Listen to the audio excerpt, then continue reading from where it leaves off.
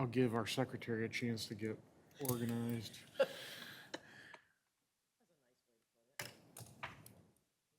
Call the roll? Yes, could you call the roll, Madam Secretary? Yes, I can. Commissioner Cruz He will be tardy. will be attending later. Commissioner Eggenberger, yes. Commissioner Foster. Yes. Commissioner Janowski He will be late also. also will be late. Commissioner Lee. Present. Commissioner Singh. Yes. Commissioner Watkins. Be absent. Absent, okay. Commissioner Weber. Present. And Chairperson Zuber. She will be absent. All right, thank you. Okay, next item on the agenda is approval of the minutes from our August 19th, 2024 meeting. If everyone's had a chance to review, I'll entertain a motion to approve. So move. I have a motion by Commissioner Lee. Second. Second by Commissioner Singh. All those in favor, say aye. Aye. Opposed? Motion passes. Next item is acceptance of the agenda. Patrick, are there any other additions or deletions that we need to discuss? Nope, no proposed changes. Move to accept the agenda. Support. I have a motion to approve the agenda as written by Commissioner Lee and support by Commissioner Foster. All those in favor say aye. Aye. Opposed? So moved. The motion passes. Communications. Patrick, are there any communications that we need to know about? None received outside of the packet. Thank you. On that note, we can open the hearing for, or the meeting for public comment. Oh, it says there's no public hearings. I know, I misspoke. I said public. Oh, I meant gotcha, to public say comment. public comment. Okay, thanks. I can open the meeting for public comment. I would ask that you keep your comments concise and within the 3-minute time period that you have. On that note, if anyone would like to speak, please state your name for the record and come up to the podium. I am Charles Hudson. I live at 2022 Elmhurst in Canton. I am here about property lot size. It goes back to, I have a couple very old houses. My family's lived in Canton a long, long time. In 2021, the neighbor next to me had passed away, and they have, she had 4 40-foot lots by 123 in 2021. They bought them, and they were able to build a house on each lot. Unfortunately, my mother passed away in October, and we had the plans on doing the same thing. We have 5 lots that we've always paid separate taxes on, you know, since the beginning of time, like they're very old houses. Can I ask you where these lots are? So are these in your, where you live? Yeah, Okay. they're in like one of the oldest neighborhoods there. I believe they call it like the McIntosh neighborhood. It's dirt road right off of Ford Road there. Yep. Yeah. So I had my mother always said she had a lot across the street and a lot next to the houses I'm talking about that had new houses put up. Anyways, I went to do it, and I found out it couldn't be done because of an ordinance that was, I still don't understand it totally, but there was an ordinance that was stopping it. And even though on the other side of me, they're actually doing it again with the same lot sizes as the ones I own. They've already built 3 there, but what I understand is the reason it can't be done with mine is because the houses run across the lots. But these houses have to be taken down. I mean, they are in very bad shape. The houses have to be taken down, and so I don't see why, like, with them taken down, I would have 5 lots. And that's pretty much what I was trying to come up and just explain and let you know that this, like, it's hard. No, I get it. No, but- you're doing fine. Yeah, that's how how it's going now, like I brought pictures and stuff, but if you understand kind of what I'm saying, I don't need to show you that, but, I think I do. You want to be able to maintain the 5 lots and build on each of the 5 lots. yeah, I want to be able to sell them as the, 5 lots. And it's to the same person, like, the houses will be torn down, and they're the same exact lot size as there are being built now. It's just I have houses across from them, but they're in, like I said, they're in very bad shape. Like, the homes have pretty much no value left. Like I said, my mother had lived there for years and years. She was actually born where Arby's is now. And that's mainly what I'm here for. Okay. All right, thank you. Yeah, thank you. Patrick, I don't know if this is appropriate during public comment period, but given that it's kind of a discussion time tonight, I assume you're aware of this situation? Yes, Mr. Hudson and I have spoken on a number of occasions, and we've met as well to talk about his lots. And that's one of the reasons we have actually on the agenda under number 3 for non-conforming lots. The lots that Mr. Hudson references are non-conforming lots in one way or another.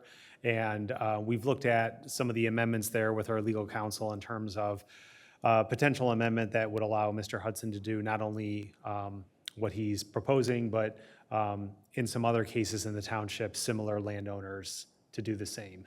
What are the homes that he's talking about that are getting built? Are they on similar lots?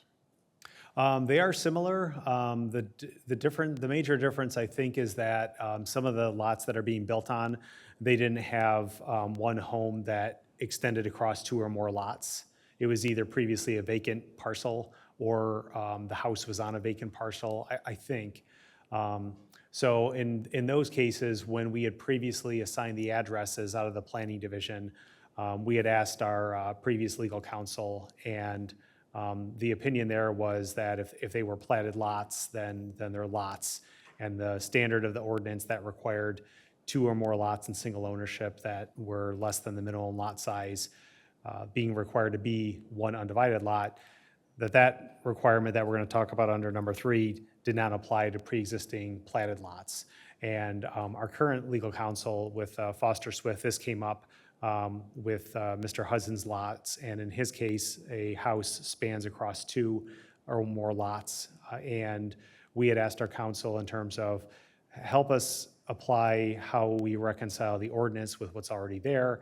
And we had come to the conclusion that the best way to approach this is to propose an amendment to the zoning ordinance that may help in this case, may help in some other cases in terms of owners who may want to do something similar to build on a pre-existing platted lot and fit a smaller house on there. So that got the ball rolling with a proposed text that we have in the packet this evening, and kind of going from there to see tonight how we want to proceed with it.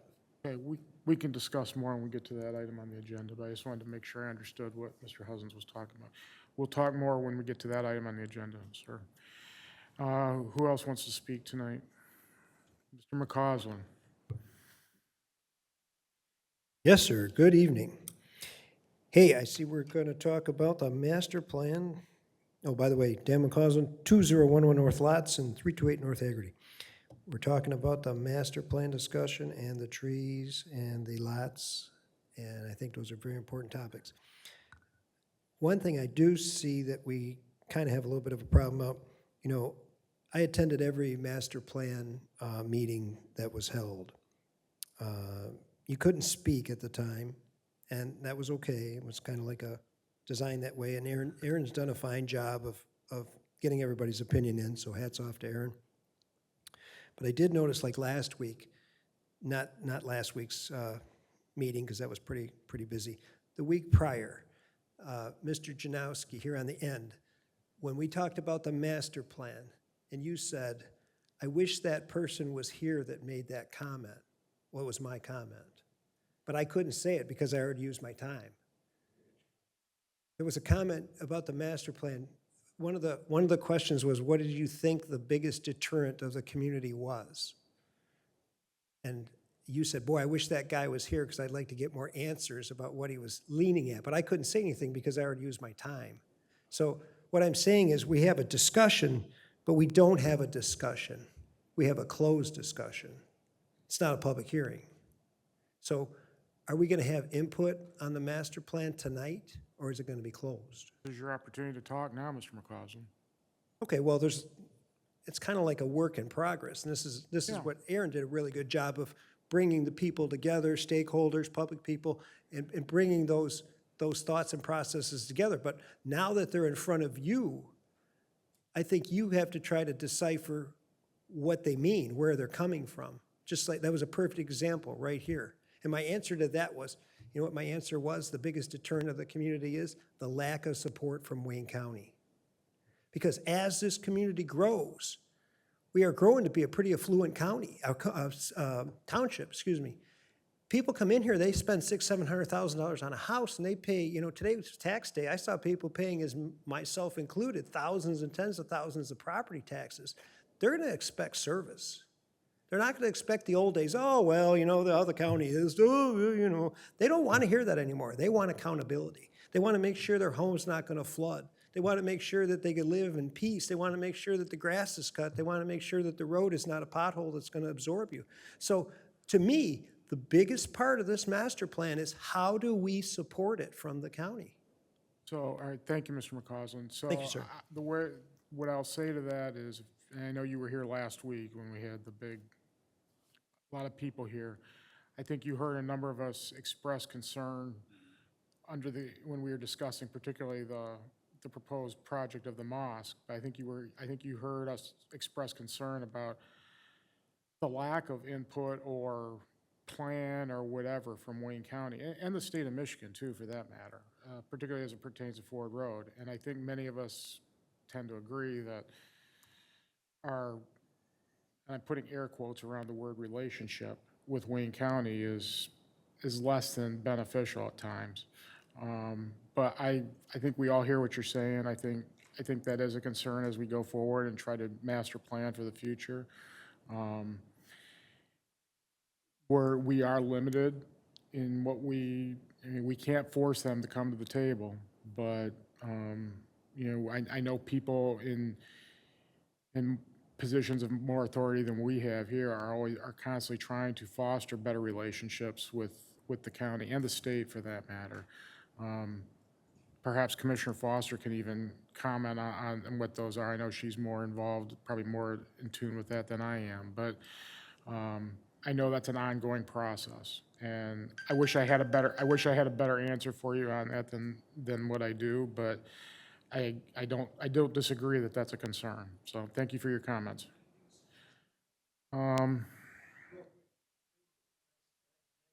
Said this in all the studies. I don't think it's the county doing it on purpose. I think the county just is spread so thin, they can't manage. They can't cover everything. So why, us as a community, why don't we say, look, county, let's put some private people in place and basically just give us some earmarked money so we can get things done, just like last week for that.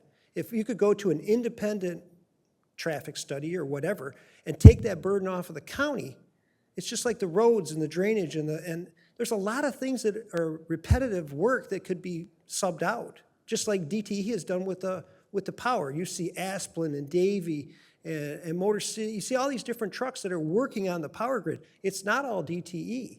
So I understand. I understand what you're saying, and you know, those suggestions can certainly be made. It's up to the county whether they want to accept them or not. But I hear I what think this is pivotal to hinge on that. I understand. I appreciate your comments. Thank you.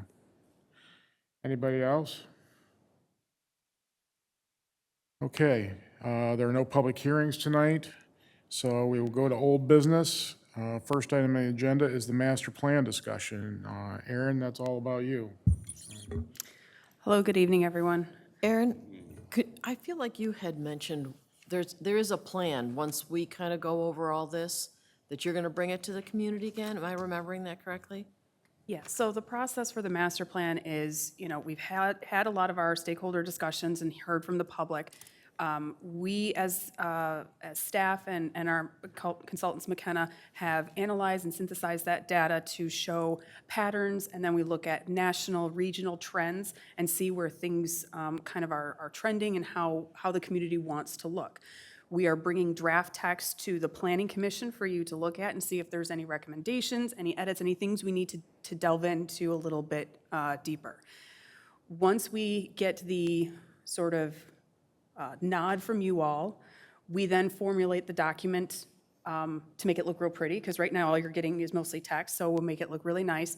We present it to the Planning Commission. You will make a formal action. Everything we've done thus far has been discussion, so the Planning Commission has not taken any action on any items with the master plan thus far. So it'll come to you as a formal action item. You will make a recommendation to the Township Board to distribute the plan to the public. The Township Board will then review the document in its entirety and decide if it's ready to go for distribution or if there are things the Planning Commission needs to discuss in more detail. And we're having that joint meeting in October to make sure that we're on the same page there too. Once the Township Board authorizes it to be distributed to the public, it'll be noticed, it'll go out for public review for 63 days by state law.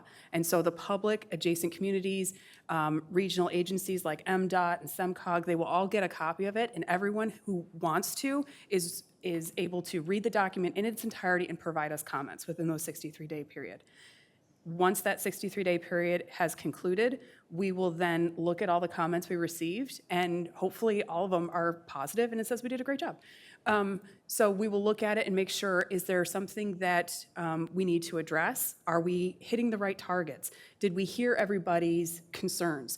Did we miss something? We certainly don't want to bring this forward and not address a pivotal, crucial point. So this is kind of one of the last opportunities to get that feedback from the community throughout this process. Then, if there are any edits or things that we need to bring to the commission for discussion, we will do so. If all the comments we receive are relatively minor, there's no real big edits or things that we've missed that we need to address, then we'll bring it back to the Planning Commission. You'll hold the public hearing.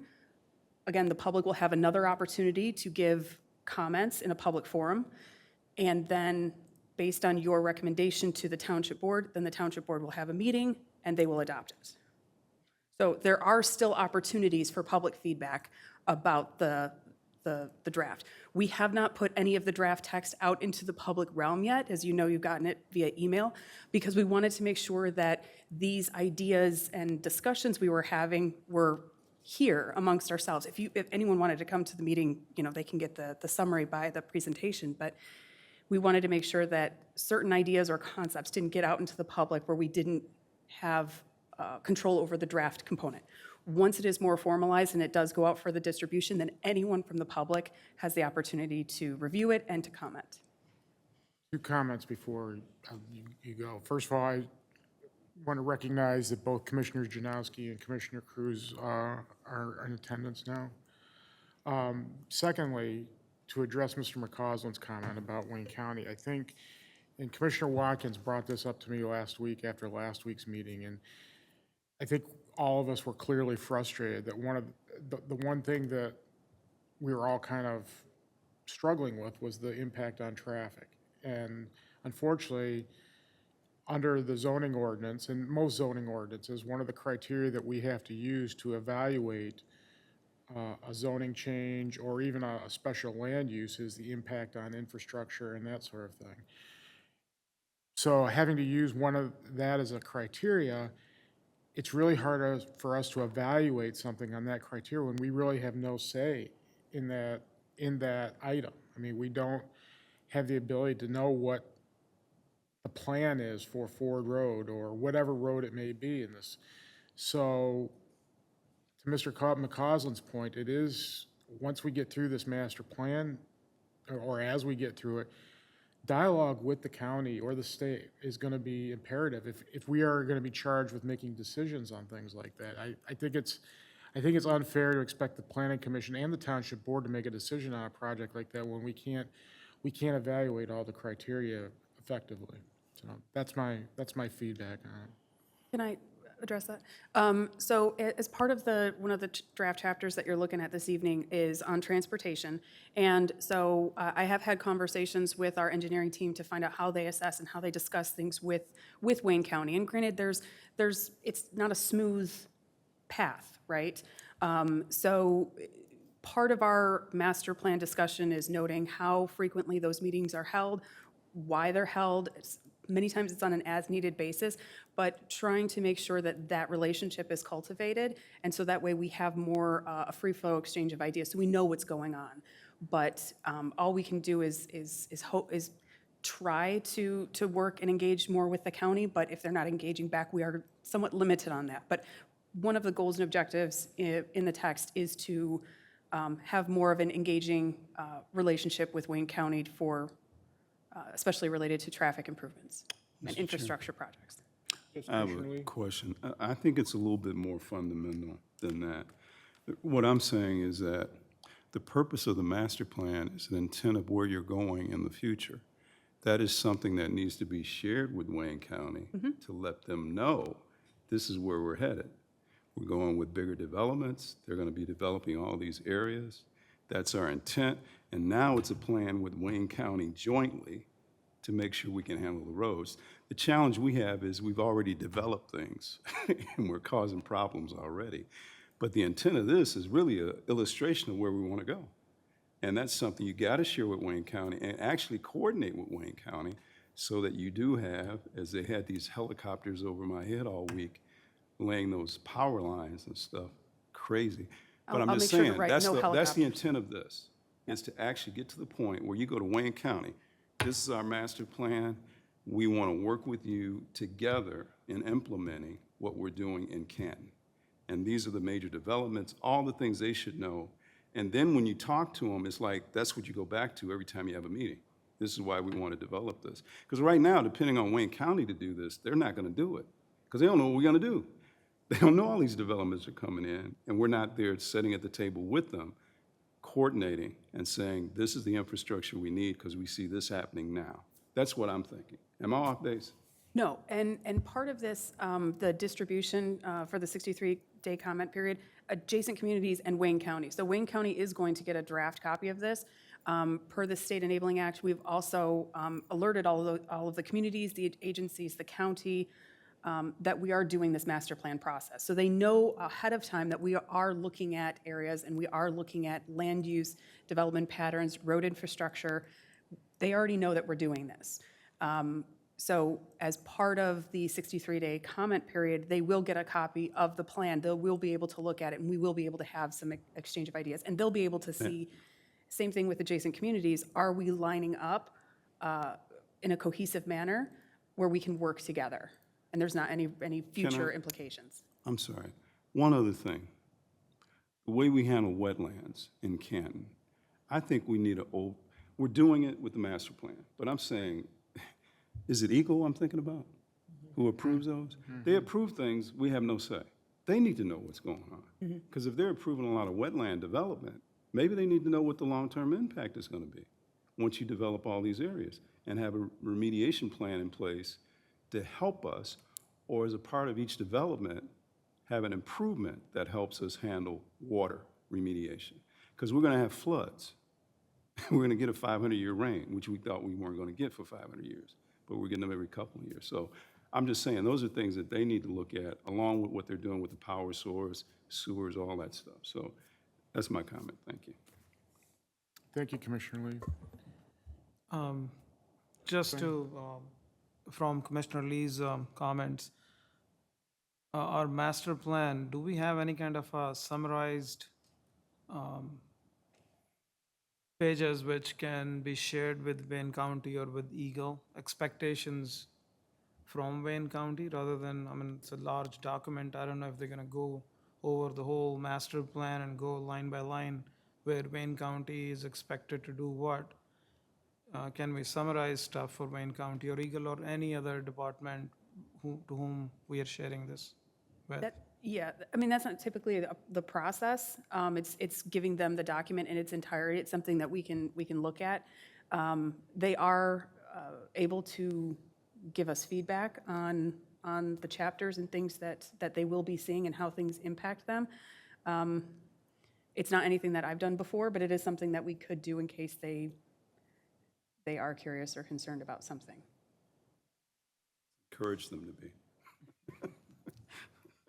Sorry, I didn't mean to get you off track, Aaron. Sorry. That was- It's master plan, it's all on track. So, on that note, unless anyone else has comments, did you have something, Commissioner Foster?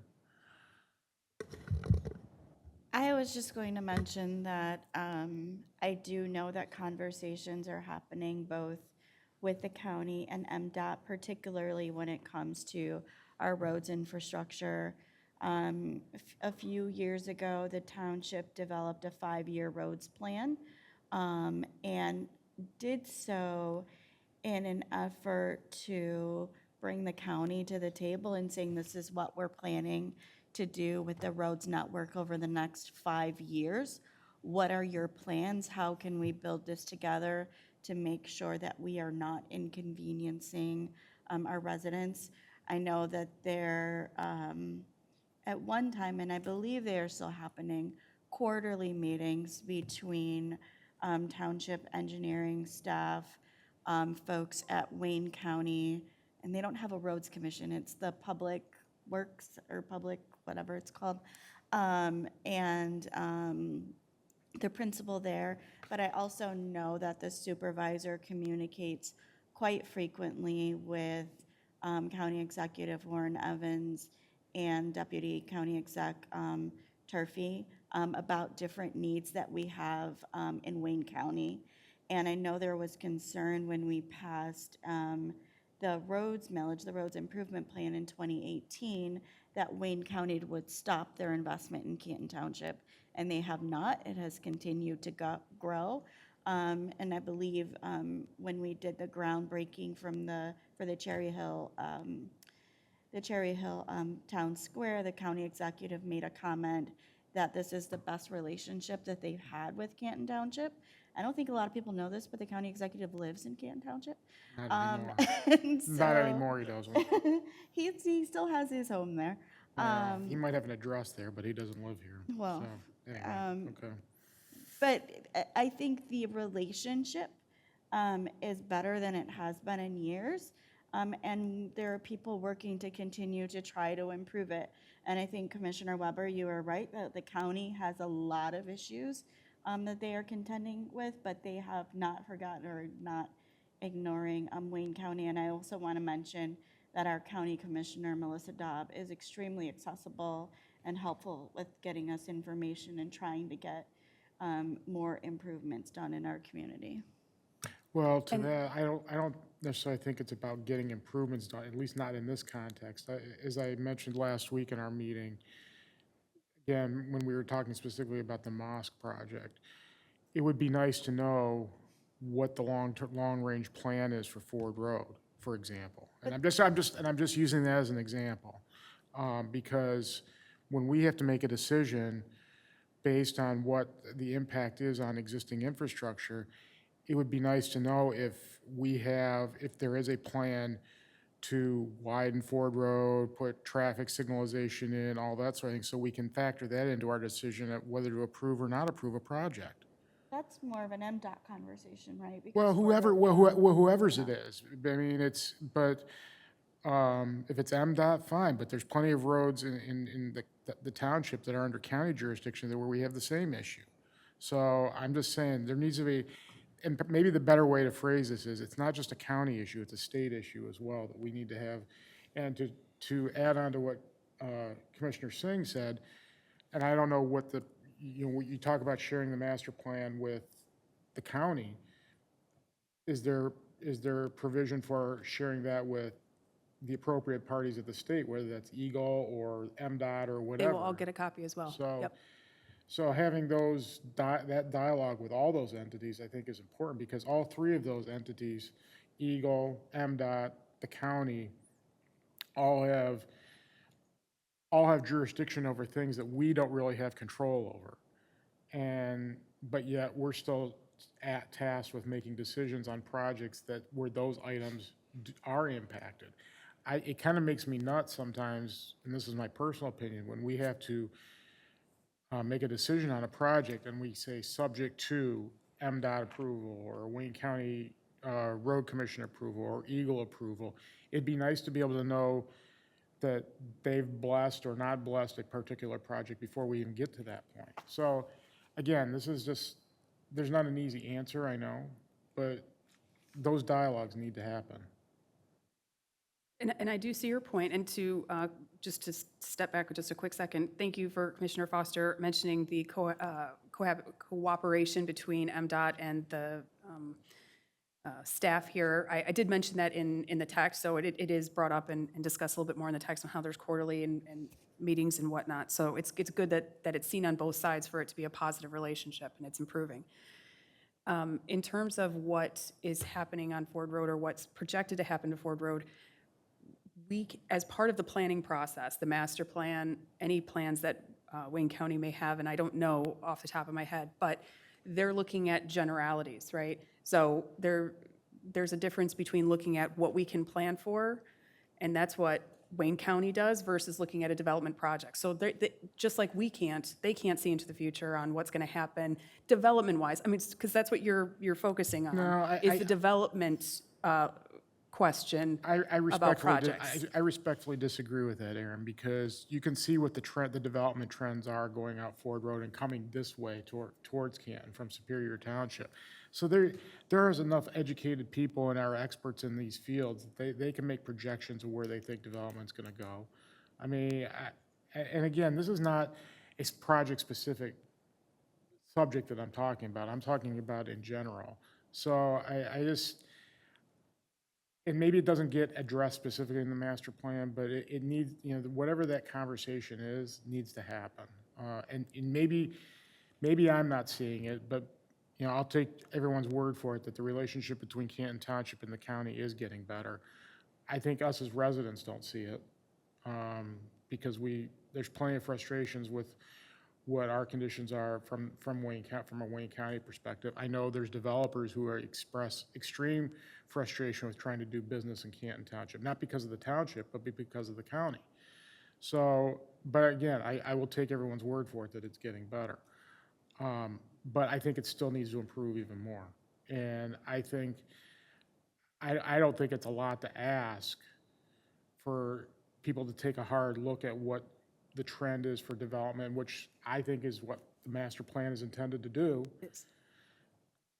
Similarly, infrastructure, i.e. roads, I think they can project for even more what might be happening in the future. And again, it's not like we're asking for an ordinance amendment or anything like that to address it, but it would be nice to know what there is in the potential pipeline. And granted, everything can change too. I mean, COVID can happen and really throw everything for a loop. A recession can happen and delay everything again. But it would be nice to know, and if there is a plan someplace, it'd be nice if it was shared with us, so that we can, again, make informed decisions about projects. And again, I'm not trying to tie this to a specific project. I just keep bringing up the one from last week because it was just discussed so much. It's just an example, so. And things work hand in hand, because when we do the master plan, we do the future land use map. And so by sharing that with Wayne County, we can show them where we are expected developments to occur, right? So looking at the northwest quadrant, the density increased in 2017 and now it's decreasing. So they can look at that and say, okay, well, they don't want another research and development industrial park up in the northwest Canton. So they can kind of project it from there. So there has to be somewhere that starts, and that starts at the local municipal level and then the county. But Absolutely. part of the goals and objectives in multiple sections of the master plan is to have a stronger coordinating relationship with Wayne County, MDOT, Eagle, all the agencies that we can have a mutually beneficial relationship with. Agreed. I agree. Okay. Sorry. That's okay. This is all master plan related, so it's all part of this. Now, if no one else has any other comments, I'll let you do your presentation. Hello, everyone. Okay, so just to recap, at our previous discussion on August 19th, we discussed a number of sections. So I just brought them up here again in case anyone thought of something or wanted to bring something back up to the table this evening before we move on completely. Not completely, but move on for now. So we talked about the existing land use, the SWOT analysis that was done, housing and neighborhoods, our future land use map and text, redevelopment-ready communities, commercial corridors, and infill and development. And now I sent you all an email the following that week, kind of giving a summary of the things we talked about, the recommendations that you had, the things we've kind of discussed. So those will be tweaked and implemented, and you'll see that in the more finalized chapters as we move forward. But is there anything that we didn't discuss or discussed as part of this that you feel like we need to go in a little bit more depth? Okay, so tonight, we are revisiting housing and neighborhoods, but only the building and materials section. This was not provided in the previous text, so we brought it back for you to discuss just that part. Cherry Hill Village and transportation. So at our previous discussion, we talked housing and neighborhoods, the existing conditions, community feedback, housing trends, both locally and nationally. So this is just a summary of those. But as I said, we're going to focus on the building and materials. Now, when we did the open house, and when we talked about this with the stakeholder discussions as well, there was some interest in looking at some ulterior facade materials. Right now, residential structures require at least 50% brick. So if you look through a lot of our subdivisions, a lot of them look very similar. So is there an interest in exploring other potential materials? So this is the residential material preferences board that was up at the open house. And so you can see where, what people thought and where they were most interested. For the primary, they want to keep the primary materials to be brick, masonry, or stone. There was some interest in some wood or an increase in glass. Excuse me.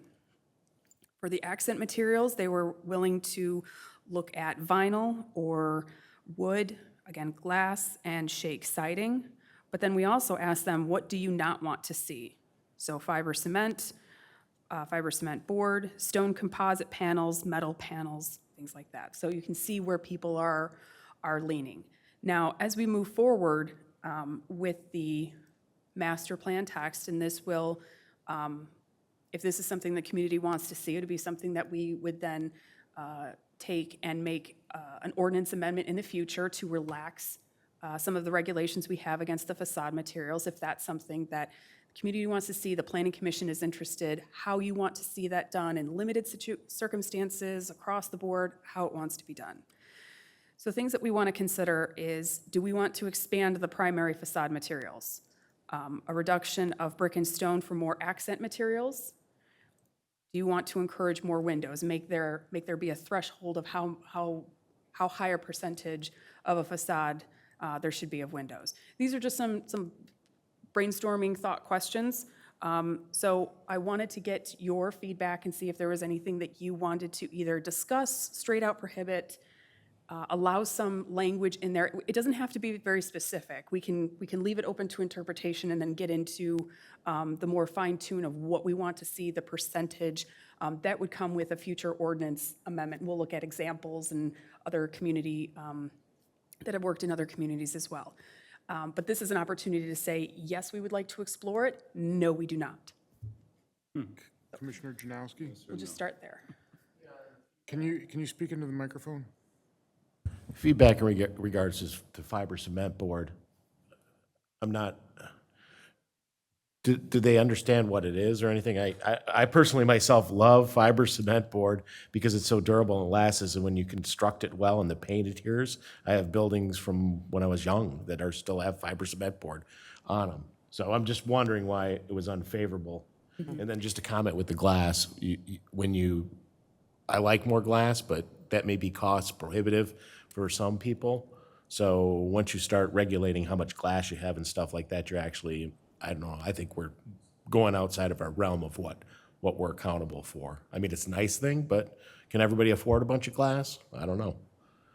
And that's part of the reason to have some of these conversations is to make things more, make the residential housing more affordable or attainable.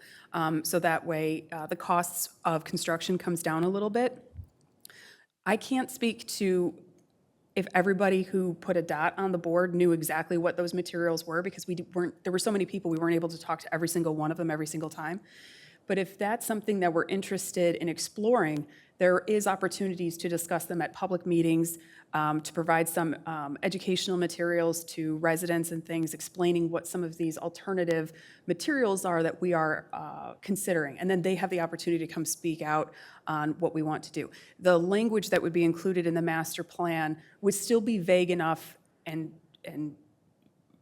convey the intent to explore alternate materials, such as blah, blah, blah, without hindering the character and the aesthetic of the community as it is, but to blend in with the existing brick and stone masonry. So there's ways to word everything where it gives us the capacity to move forward, but not so regulatory as it would be in an ordinance.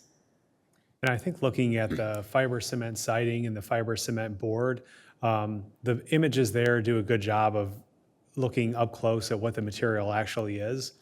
But in terms of vinyl has a lot more people that are voting it as an acceptable material. And I think the reason is that the vinyl image that was selected there is zoomed out, and you see the vinyl in its context. You see the peaks of the roof, you see the windows, you see everything else, whereas the examples of the material focuses more on the material and not as being a part of a larger facade.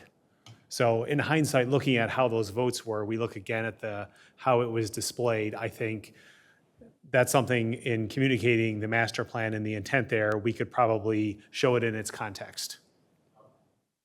I understand. Yeah, because the fiber cement board looks like T11, which no one likes. The fiber cement board, if you look at that, that looks like T11, like what you build your shed out of in the image. Well, I'd like to just comment as an average gal. I have no idea what either one of those are, or the T11. But yeah, I think I would look at that and I would say fiber cement, oh, that doesn't sound good. But I do think we should open it up to options. I would vote yes on expanding options available. I agree. I agree with that too. I agree with what Commissioner Janowski, I think he was referring to about the glass thing. In your bullet points on the previous page, Aaron, you mentioned about encouraging more glass. I do think that's, if people want to put more glass in their dwelling, that's great. But I don't think we need to be saying they have to have a certain amount of glass in their dwelling or their business or whatever the case may be. I will comment that it seems like far too often we are voting to approve variances when it comes to the brick 50%. Yep. And so if we are consistently doing that, the ordinance no longer holds weight. So I would like us to be much more flexible with our language. I think the brick requirement was put in place because we wanted the community to have a certain character, but that was decades ago. And I think that there are much more interesting materials that folks are using now, and I would like to see more of that incorporated in our community. I agree with that. Can I ask real quick, was there a significance to the different colored dots? I can't remember. No, Okay, just color variation. okay. Is Cherry Hill Village, what is the material they use on those houses? Some is wood, It is Wood wood? shake siding? some is fiber cement. Fiber cement, that's what I'm Mostly thinking of. it's, I'm horizontal thinking of siding. fiber cement, then. Yeah, okay. I'm sorry? And some is vinyl, but some is vinyl, but it's a thicker vinyl. It's Yeah. not the 4-inch, it's a So 6-inch. That's what I'm getting at, it's a higher quality, gonna- and as much probably as brick in some cases, right? I'm going to plead And Cherry Hill ignorant. Village has a different design requirement. They have their own design guidelines that were established when the Cherry Hill Village was not settled, but you know what I mean? So they operate under a different set of rules and regulations. They're not beholden to the 50% brick requirement. Mr. Chair, one just added point. If there are coordinated developments you know, that's where I think you give the leeway. If they want to change that community to a certain type that looks a certain way, that's one that you can kind of open up more to a design that's unique, I'm thinking. And that could be, if it's an, you know, if the material's good, I think you just got to check on that. But if they're trying to create a community that has a certain look when you drive in, like they did in Cherry Hill Village, that might be something you can really open up to. And that might be the best way to handle most of it, because anywhere else, in order to fit into some of these communities, which are 50% brick almost all the way, you got an oddball out there, you know? And that's why I'm thinking community group, you know, like major developments would be a good choice to allow them a little leeway. That's all I'm thinking. Well, I And think it's looking at Commissioner, it- I think Commissioner Foster was, I think your point was allow for flexibility. Don't be so rigid with the brick requirement. Like, let's be open to other materials. And obviously, And we some are can gonna look be at worse those. than others, but. Yeah, and we can look at those in more detail when we start looking through ordinance amendment stuff. To your point, Commissioner Lee, when a PDD would come through for review, they could propose the materials that they're using. For existing PDDs, they have it written in their agreements what materials they can use. So if they wanted to change that or modify, they would have to go through the PDD amendment process. Now, looking at it in a couple of different ways, we have the new developments where an entire subdivision, it's like condominium, and then you also have, you know, parcels maybe over on Mabin or off of Napier where it's just a 5-acre property, and maybe they don't want, like we've talked about this before with the tiny homes, maybe they don't want a, you know, 2,500 square foot home, maybe they want a 500 square foot home. Maybe they do want something that's not quite so brick heavy. They want something that's a little bit different. So Canton is unique in that we have to look at it from both perspectives on not only a full development, but also a one-off property and making sure that that's something that we would want to see in our community. But flexibility is good, so I think those are good suggestions. I think, is there anything else related to the building materials or the text that was included in the chapter that you would like to discuss? Excellent. Okay, well, seeing as how we went from facade materials and we were talking about Cherry Hill Village, we're going to talk about Cherry Hill Village. So this is we talk about Cherry Hill Village, and the text that's provided gives you some history and some background on how it was developed and why it was developed and what the intent was. But a lot of the focus we wanted to put onto it was the Town Square project and the reimagining Cherry Hill Village strategy. Now, we've talked about this with the Planning Commission. There's been joint meetings with the Township Board and whatnot. So there's the map here that shows you everything in all the zones. The text break down specifically what is conceived in these, each zone. However, these are all very conceptual ideas. We do not have the funding, nor are we doing all of this exactly the way it's presented. These are all just very pretty pictures. There are some steps moving forward. We have received a grant for our Town Square project, so there are some things that are moving forward as part of this reimagining strategy. The Town Square Park, there's some elements to that are moving forward. You saw the site plan come before the Planning Commission at the last meeting, so you know that there are elements, but it doesn't look exactly like it is in these conceptuals, right? Some of the mixed use to the south there, we have some interest in developing an expanded parking lot on one of the township-owned properties.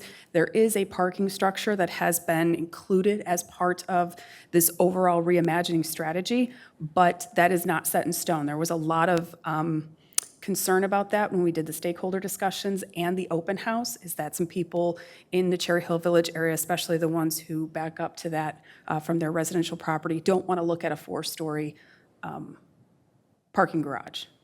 So it's included here, and just because it's part of this doesn't mean this is exactly what's going to happen, but it's also put in there, the parking garage specifically, for us to make sure that we look at parking as this area comes to fruition. So we do a little bit here, then we look at parking. We do a little bit more, okay, let's look at parking.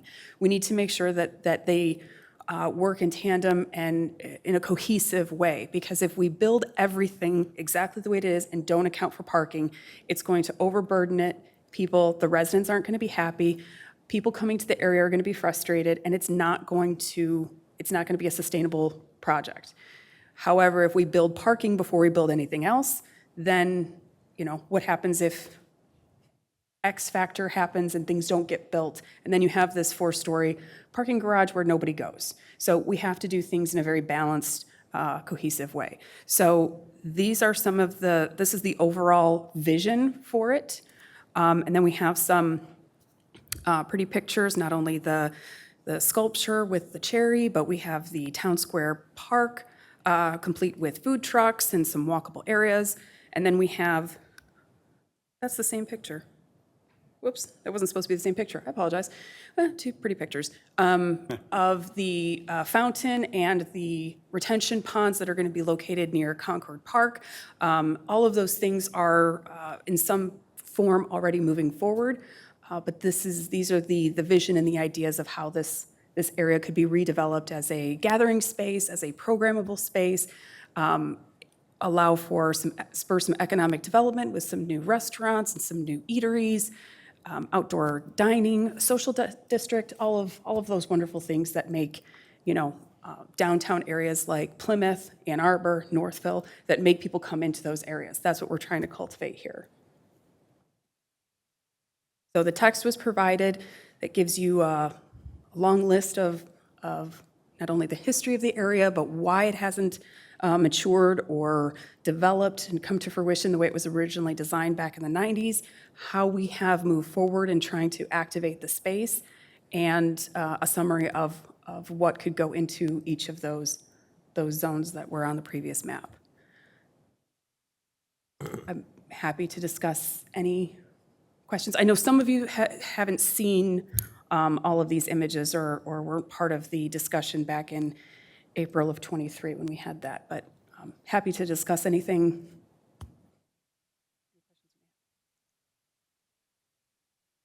Great presentation. Cool.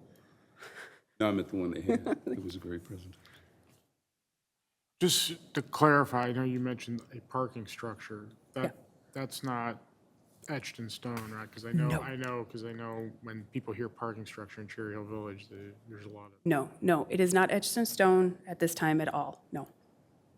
There may come a time where a parking structure is needed, but right now we are trying to make sure that there is surface parking in the area. So there was the building that's right next to the former Cherry Hill House. That's where the Indigo Salon is. There's a property right there that the township acquired last year and removed the building that was there, did some brownfield remediation, and it's going to be a temporary surface lot for events and places in the area for people to go. So we're doing these temporary things to make sure that there is suitable parking for people to go, but we're not doing something quite so permanent as a 4-story parking structure. And the property that we refer to as the triangle piece, that property's been sold, right? And that's in the hands of a developer now, correct? That property has been sold. We have had conversations with some prospective developers, and some ideas have gone back and forth.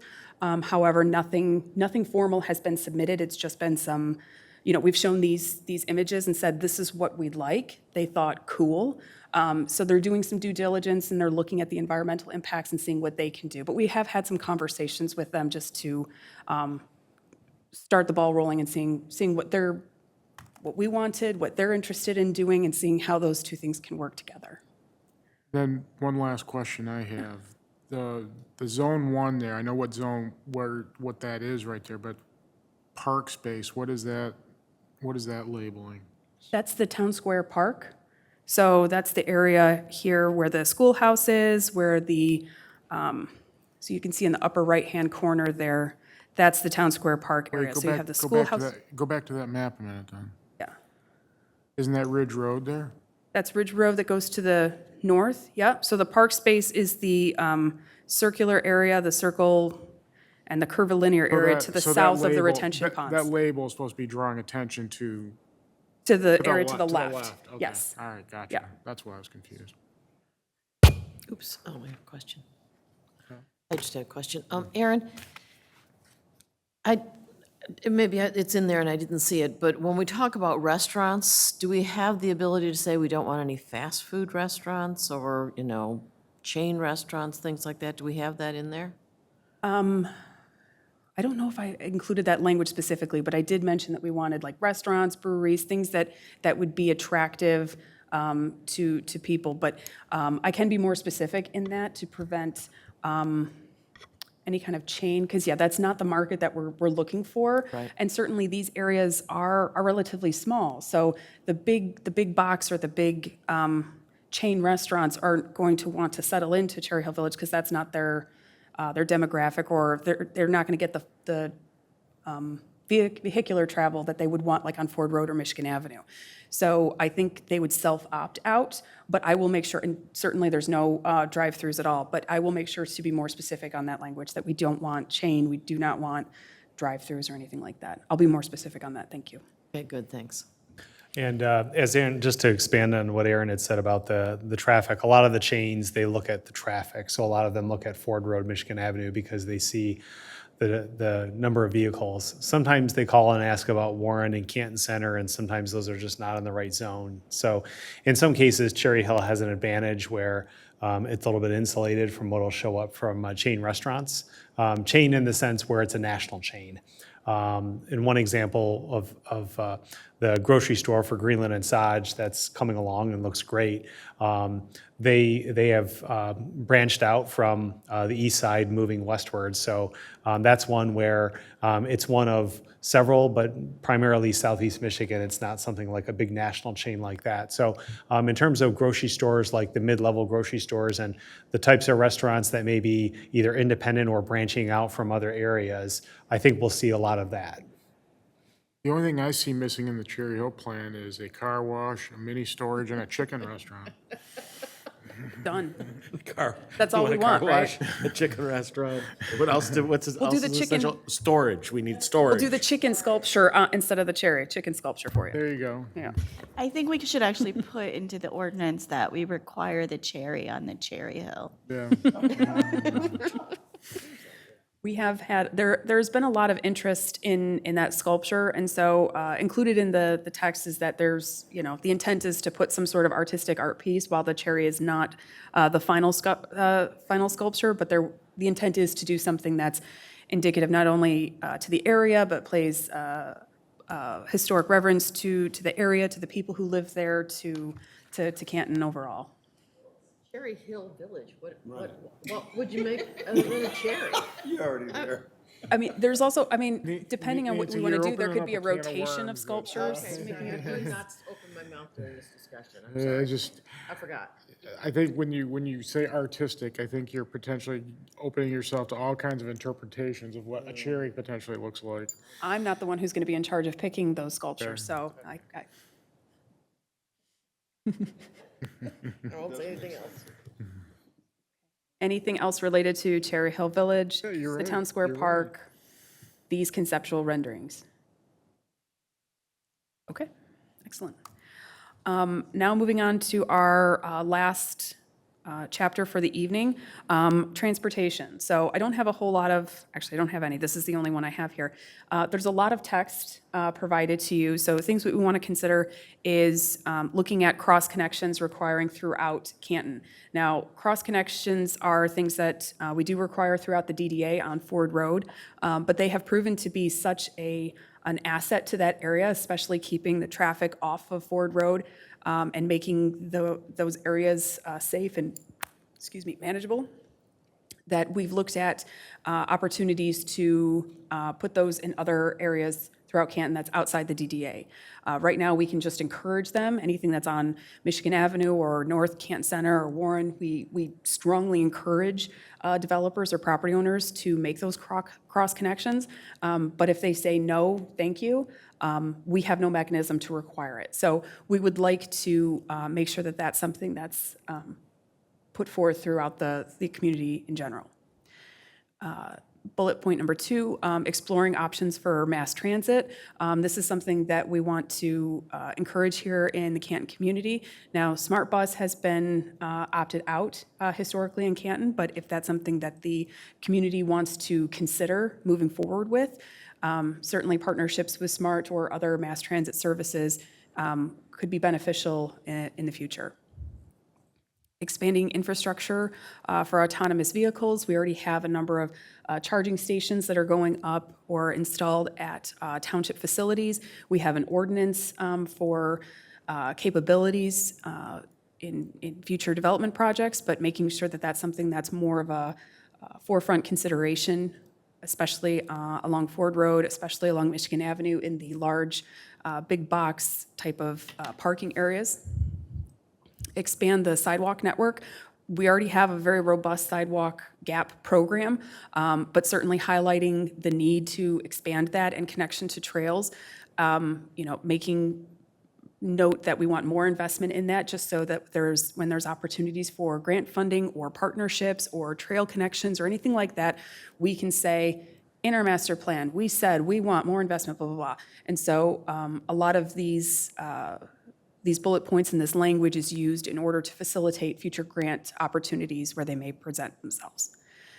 And finally, bike lanes. Now, Canton is a unique community in the sense that you have a very busy, dense Ford Road, Michigan Avenue. I'm not suggesting we do bike lanes unprotected in any way, shape, or form on those roadways, but we do have areas along, like within Cherry Hill Village and in the Northwest area where bike lanes might be appropriate for us to consider in the future. So these are things that we'd like to consider this evening, and then certainly if there's any other topics related to transportation, roadway, we've already mentioned that the cooperation and the partnership with Wayne County, MDOT, Eagle, those are all paramount to any infrastructure projects that move forward in this community. Certainly we have included that in language in the master plan here as well. We can hit that a little bit harder, but is there anything else transportation related that you'd like to discuss? Can I ask a question about the sidewalk network? I think over the last few years, we've done a good job of asking developers to build sidewalks in front of places where they're developing. Is that something that we would include in the master plan, that would be a preference going forward? Well, a lot of times those are the community benefits, Yeah. right, that the developer does. We'd have to look at the language and make sure that we aren't stipulating what your community benefit has to be. Okay. I can reference that these have been done by developers as a benefit to the community, and we are enjoying that benefit. I can make some reference to that without saying developers should do this outside of their scope, because we don't want to get in any legal waters that we have to do that, or expressing a dictation on what their community benefit has to be, because it has to come from them. Yeah, and then finally, on the bike lanes, I think part of the issue with the bike lanes is like how wide the roads are, and if we have enough width to add in a bike lane without impeding on property owners' property. Is that something that we could mark some way in the master plan? Like where we could have potentially Oh, bike okay. Oh, yeah. lanes? Yeah. Yes, I can look at that and see which areas would be most ideal. I think,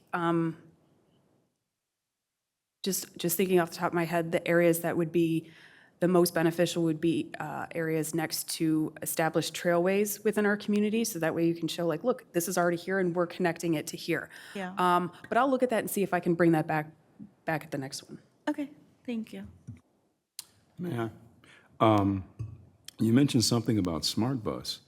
What was your comment again? You said that you've tried to negotiate something with Smart Bus and nothing's happened, or I didn't catch the comment. That's really what I wanted. Communities have to either opt in or opt out of the Smart Bus route, and Okay. Canton has historically opted out of being a Oh, participant didn't in the know Smart Bus. that. So the closest Smart Bus location on the east side is like Westland. Yes. I think it's a You Meyer or explain something. why the buses don't come to Canton. That's why, because Canton has opted Yeah, out I'm of being sure. on their route. So Okay. yeah. I didn't know So that's that. something that we can put into the master plan and consider in the future opportunities or other options for mass transit, including SMART. Now, that would take more coordination with the township board and looking at the Oh, it's a implications cost of it issue. all. You and already explained it. where that Yeah. could work, but it's something we could put in the master plan that we're thinking about exploring it.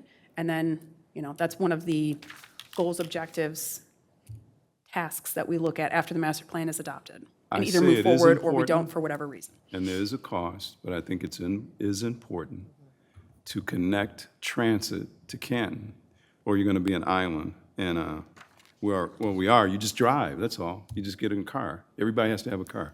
The other thing I wanted to talk about, just my concern about bike paths. By the way, when I first moved here, I got on my bike, and I quickly realized I didn't feel safe on my bike riding on the street.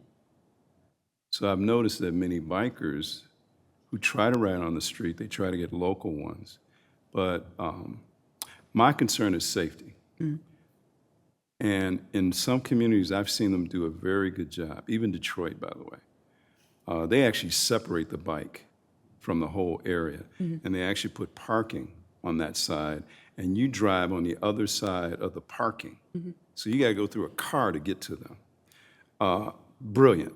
Then Ann Arbor just does it freewheeling, but for some reason it works. I guess people respect people that are on bikes. They don't do it as hard as Detroit had to do it. Detroit is one of the communities I would think of as an example because the traffic moves in Canton. So that's one of my things. It's the safety issue. It's more of that than it is the width almost, to me. I just don't feel safe. We get on the sidewalk. And we had a gentleman with zoning meeting, he rode his bike. I said, how are you getting home? It was at night. He said, well, I'm gonna be on the sidewalk. He doesn't go on the street, and you can't. The other thing was, I just wanna express, maybe it's my experience, but when I was with the city, there was actually, the department was called Planning and Development. That meant we had them both together. So when you did something, you had the engineers there for the roads, because you had a developer coming in, they wanted to get this thing, you had the plan that was there, and they all kind of worked together. It's a different situation in Canton. This was a city that controlled both departments and everything, but I'm just saying, it seems like as you're developing, and this stuff is coming at us pretty fast, to me at least, it's almost like you had to have a standing committee of people working together to handle development coming in Canton. I don't want to rely on Wayne County, Eagle, or anybody else to say, we're going to handle this when you get development. You need to go to them and say, look, this is what we're doing. I want you to see how detailed this is. The community, you keep mentioning it's the church, that they have traffic problems south of there on, well, I can't remember. Hanford, yeah. They already have problems. So we're adding another, that's why it becomes an issue, because they already got problems and we're adding something else. Those are things we don't know about. They should know about with us at the same time and say, how are we going to resolve this? What do we need to work on? Do we need to work on Ford Road, like the complete length now? Does that require property acquisition? And you start working together as a team and start doing what's necessary to get these things done. Because that's the only way it's going to get done. You can't rely on Wayne County to do this. It's like you got to do it as a team. That's just my experience. I'm just suggesting that humbly, that might be a way that this works. I don't know how you do it, because I know you're on two different things, but the fact that they're talking with the township supervisor is a good thing.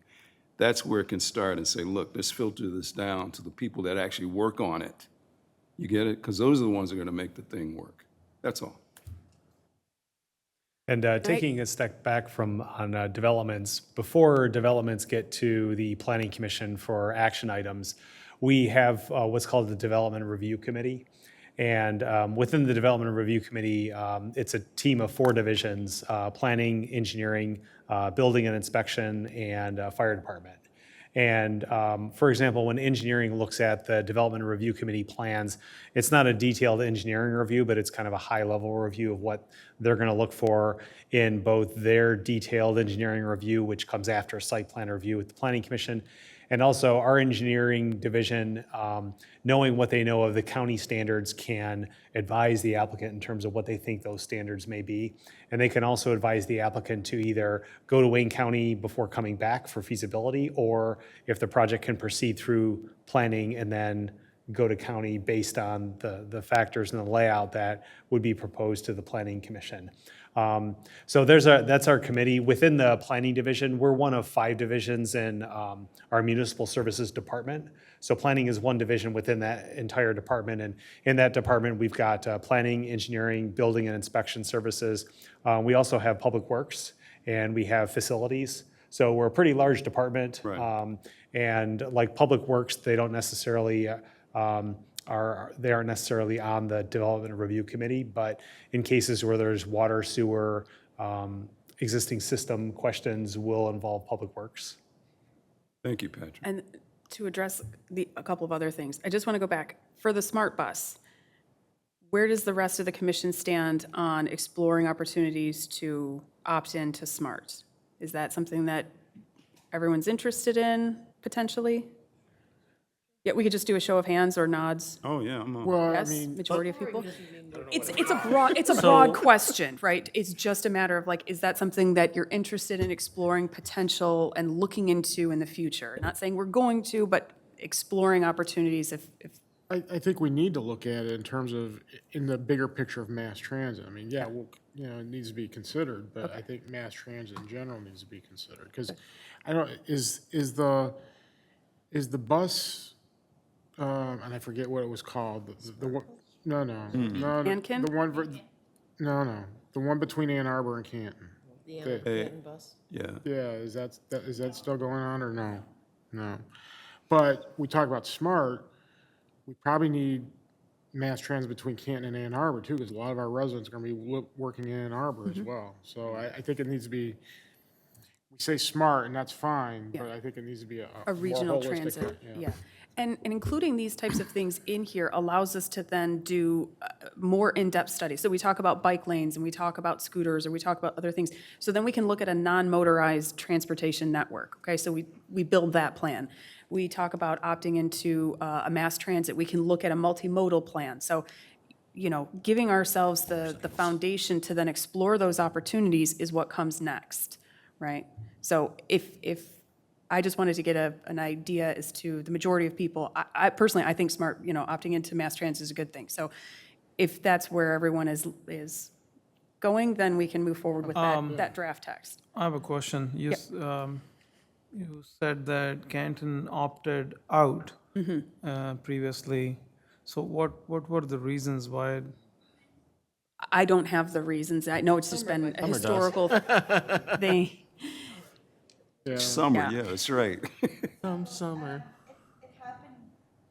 Canton opted out of SMART decades ago, and the primary reason is because I think it would cost between $1.5 to $2 million per year to be a part of the SMART network, and we weren't seen then as a community that needed a mass transit option because a lot of folks in this community had vehicles, could afford vehicles, were not interested in mass transit. I think the conversation has changed since then, and while I am not necessarily, I do think it's something to explore, but I also think that we have had a conversation over the last 10 years or so about regional transit, and with Wayne County, Oakland County, Washtenaw County, I think Macomb has opted out of that conversation, but having some kind of regional transit solution. And I think if we were going to be a part of the network, we would have to do it so folks could get from Canton to downtown Detroit, could get to U of M Ann Arbor, could get to 12 Oaks Mall in Novi. The regional transit plan that came on the ballot, I believe it was 2016, only had one stop in Canton Township, and that would have been on Ford Road. And so I think whatever we do, it has to be a regional solution. One thing I also want to note is that we've had conversations at the board, and I don't think we've had them at the Planning Commission, about microtransit, and that we've gotten a grant to do some micro transit. I believe that's just around Canton Township. We also have the Ninkin Bus service that serves seniors, and there's been conversations about looking to expand that to see if we could go beyond having it just available for seniors, but that I believe is just for Wayne County, and it does not include Washtenaw County. But I believe whatever transit solution we come up with has to be regional and has to include Washtenaw County. Thank you. Only thing I said, you got to start somewhere. That's sort of where I'm at. And I agree with you. But if we start somewhere, at least we got a point to see people connecting. You know, I lived through the time we were trying to get transit, Detroit, you know, that whole political thing just blew up. 600 million allocated, but nobody could vote and settle on getting a transit system. It's like, I'm not going to, this conspiracy about the auto companies, I'm not going to say that. But anyway, but if you got transit here, what I see is a convenience. This is where I'm at. Yeah, people have cars. They have children that are younger. You could almost trust them to go to the mall maybe if they had a safe way of getting there. And the parents could be at work. I'm just thinking of things that this could work for in the community as a whole, could be an advantage. We had a relative that lived with us, no car. We were working, and the bus stops at Westland. They had to stop, had to go get her, bring her in. She easily could have gone to our place. So I just see things like that. Everybody, and it is an affluent community from that standpoint with cars, but what enhances the community is the fact that people can get around. And that's the key. Get people started moving around, and they can go anywhere they want to go. That opens up a whole number. Now you got people looking at coming in here because it's available. And those might be the people you want that are going to work at these restaurants and things like that. So I think Oakland County has even changed their mind about it now. They have, right? Yeah. Yeah, you got to get people there. You just got to get people moving. And it gets if the people off- if the transit works, it makes your community vibrant, in my mind. Something we got to get in our head. We got to get this place going, you know, even though it looks great now, but I'm just saying. It's providing options, you know, right? You know, Yes. so, you know, a lot of people do, especially in this area, do have their own personal vehicles. And we're not saying that we're getting rid of the personal vehicles or their personal parking spaces. We're just looking at opportunities for people to travel by other means if they so choose, if they need, you know. One more Looking example. at opportunities to You need fit car their breaks down. lifestyle and their wants and needs. And by providing some sort of regional transit, keeps the single-use motor vehicle off the roadway and limiting impacts on the infrastructure. So, I mean, it can go in a number of beneficial ways. To piggyback on what Commissioner Foster said, I think this is not a Canton issue, it's a regional issue. I mean, historically, especially I'd say over the last 20 to 25 years, I think we've been told, or I think it's apparent, that one of the detriments of people coming to the Metro Detroit area, whether it's young people, they'll tell you what differentiates us from other big cities is our lack of mass transit. I mean, you know, Chicago, New York, Boston, and LA all have half mass transit to get from the suburbs to the city center and all that sort of thing. And I think that's a downer to a lot of people considering to move here. So to Summer's point, it is a regional thing, and I agree. I think there is more serious conversation going on now about this, and I don't think it's necessarily unique to Canton. I mean, we certainly want to address it in our master plan to the extent we can, but I think it's not a solution that Canton by itself will solve. Totally agree. Yeah. I got a couple issues. Has anyone driven down Washtenaw in Ann Arbor? Kind of by Whole Foods over there. It's a nightmare. You thought Ford Road was bad? Yeah, it is, yeah. Ford Road's a blessing compared to that. So they have smart buses that have pull-offs so they don't impede traffic. And they have shelters. So the point is, just deciding to have mass transit and opting in and paying isn't enough. The infrastructure has to be planned accordingly, and there's an investment to it. And like you said, let's say there's one stop at Ford Road. Well, how do I get there? I have to drive my car. Where do I park? So smart bus, I mean, we have to have a place to park on a piece of land that makes a deal with Smart Bus. So those things have to be thought out. Given that, I'm in total agreement that we will get left behind the times if we don't move with them. I think the mass transit encourages commerce and options, like Aaron said. So I think we have to start planning for it. And like Commissioner Lee said, you got to start somewhere. Let's start small, but let's start planning for it. I agree. If I may address that. So part of this discussion is, yes, I agree. We can't just say, we're going to opt in and everything's going to work its way out. We have to then review it. And so part of this is just setting the groundwork and just agreeing, do we want to pursue this? How could we pursue this? And then looking forward and creating a mass transit for Canton that would work within the regional context and how we can all start working together. So the infrastructure can be thought of. It's no different than the Cherry Hill Village project, right? So we look at the infrastructure, the parking, everything has to go in a balancing act. So just saying we want SMART to come in here in a public meeting on a Monday night doesn't mean that we can support it the way it is now. So things have to be done incrementally and with great thought and care to make sure that not only we're opting in, it is being utilized, people feel safe, people feel connected. All of those things have to go hand in hand. So there will be many, many, many more conversations and planning and thought and discussions about this if this does come to fruition. It's not just going to be decided on this evening. But I'm excited that you all are on board. That's very cool. Bert announced that we got to have a regional transit system. This is a guy that's running downtown. He's telling people, you got to have a transit system. You're not going to keep young people here, period. And Canton won't attract any because we can't get them there. So anyway, this is my last comment. Thank you. Ride their bikes. Regarding transportation, and this is not related to mass transit, I wanted to talk about the subheading under traffic calming and such. I love that idea. I know it's been done, I think, successfully in Berkeley now on 9 Mile Road.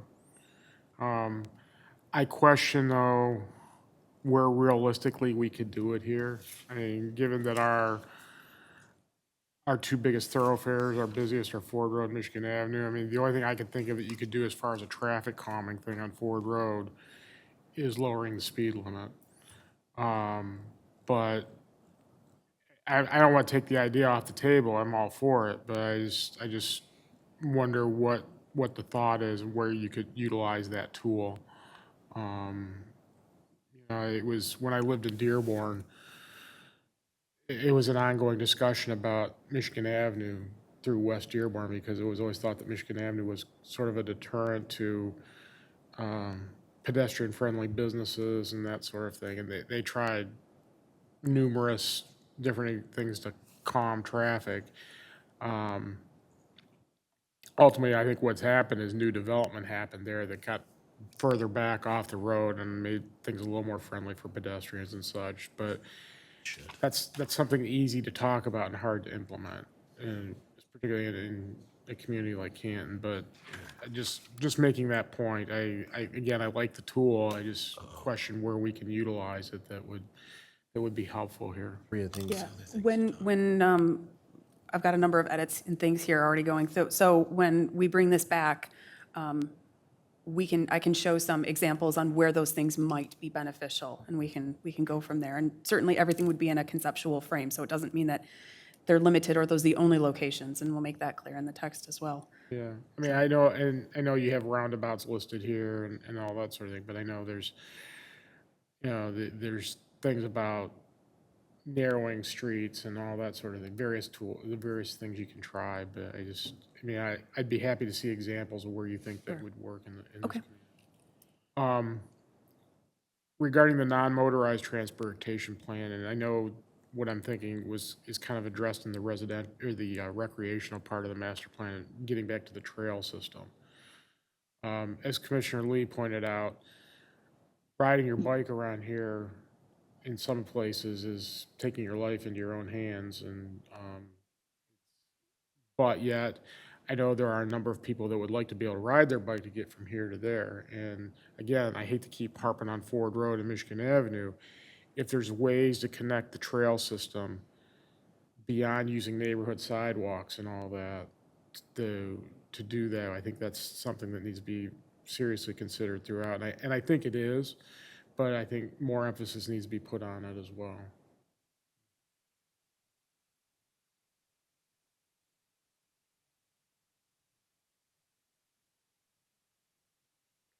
Are there any other Any other comments? notes, comments on transportation? Okay. Would you like to see this section brought back to you before we move forward? Or do you feel confident that things have been addressed, that you feel confident, I think I just said confident twice, to look at it in its entirety with the entire text on October 15th? I gave you an or, so. I'm con- See it? No, that's a yes, I feel confident. Oh, Yes, I feel confident. Raise your hands. To move forward? Okay. Okay, all right. So then we have some upcoming dates.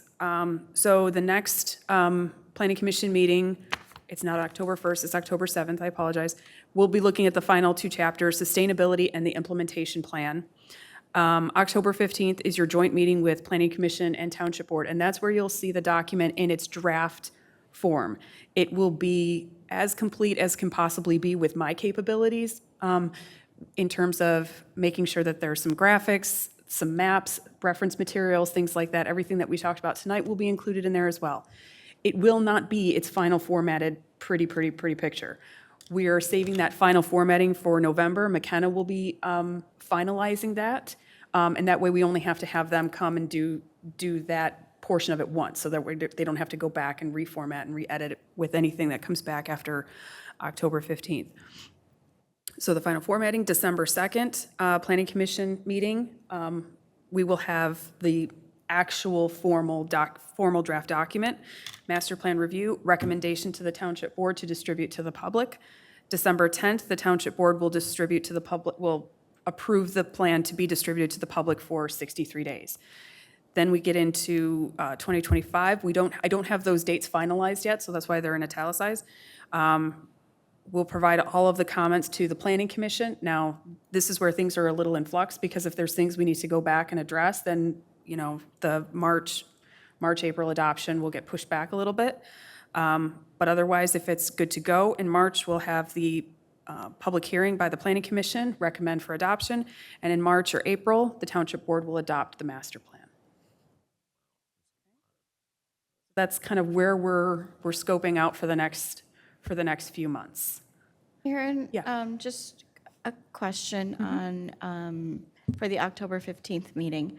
How soon after the October 7th meeting will we get a draft of the master plan? Just because I'm thinking it'll be a lot to read and prepare for. It'll be for the that October week. fif- Yeah, Okay. it'll be that week. So everything that we're putting together now is already kind of going into the formatting. So we'll only have those two chapters. So if there's anything of substance that you want to discuss related to sustainability or implementation, and the implementation plan is kind of just a summary of the goals and objectives and who's going to be responsible and the timeline for adoption. So sustainability is really going to be the last of the crux materials to look at. So depending on what you have, those changes will be implemented the next day. And so, yeah, I want to get the draft to the Township Board, to the Planning Commission in its entirety, so you all know, so they have plenty of time to review and look at everything. Has Patrick scheduled four public hearings for the October 7th meeting? Six public hearings. Okay, great. Sorry, it will be at 6? Oh, I was making a joke about 6 public hearings. Oh. The 'Cause the I joint think meeting will be at 6 o'clock, yes. Right, but you said something about when you were thinking it was October 1st, but it's actually October 7th. October 7th. If there's a lot of other things on the agenda, perhaps we'll talk about meeting at 6. We could do that, yeah. Sure. If the majority of the Planning Commission feels comfortable with that, yes. Is there a lot on the agenda, Patrick? We're still working through that in terms of plans that may be ready for Planning Commission review, plans that might not, but I can say that there will not be any public hearings. We've kind of crossed that threshold of the due date for the public hearing. So we have that. We'll probably know more probably the week before in terms of who gets in under the wire. I'm not saying it has to be at 6, I was just wondering if we knew. I'm okay meeting at 6. We can throw out an email to the rest of the planning commission and see what they're comfortable with. One last question. This is something that was brought up recently in an administration meeting. So when we first discussed the moving forward with updating the master plan, and we talked about it with the planning commission, the township board, there was an initial conversation about what to name the plan. And at that time, it was consensus to just call it Canton's master plan.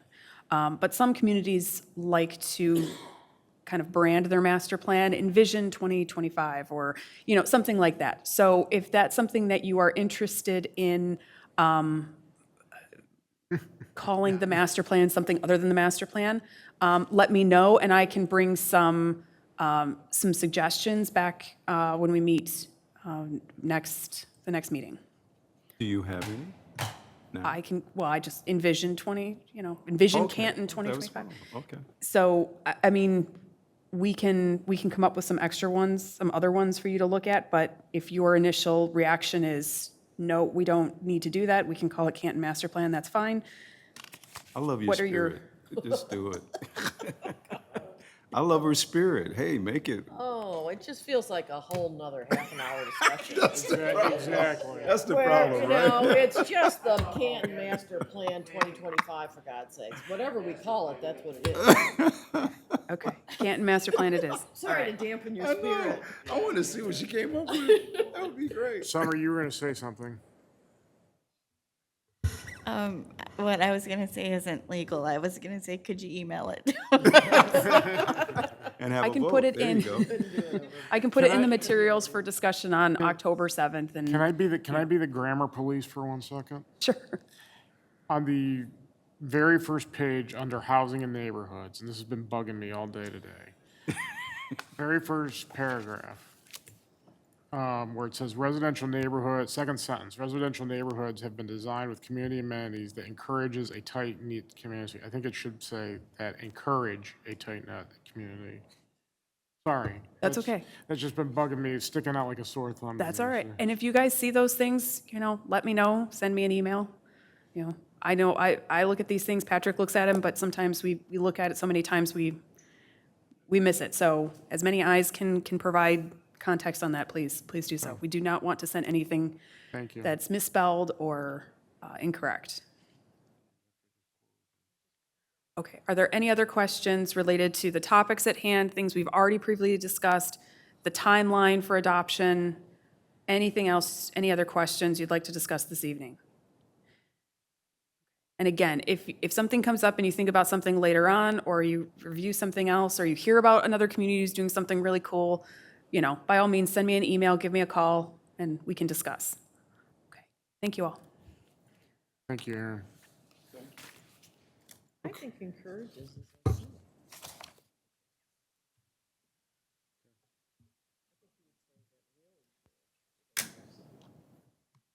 I do have one I'm not reason going to why. argue about it. I mean, I'm sorry. not going to die, I'm not No, going to no, die no, on go that on. This hill. is what I mean, we have this kind of conversation I know. about the title. I know. I was thinking about that. But what makes good press is good titles, I think. So that's why I'm not against it, because you're going to publish this, it's going to get some press, it's going to probably get news coverage, whatever. Be nice to say that Canton has whatever you come up with. I'd like to see it. I mean, nobody may, probably, they'll vote it down and say, no, we're just going to call it Canton Master Plan. That's fine.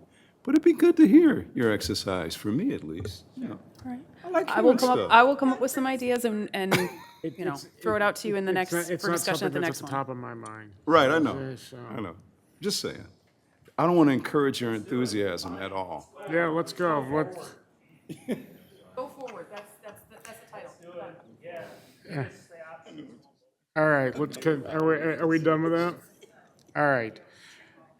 Number 2, under old business, zoning ordinance discussion, tree preservation and removal. Patrick, I'll defer to you now. Thank you. At the last work session, we introduced the upcoming ordinance project of updating the tree and woodland preservation ordinance.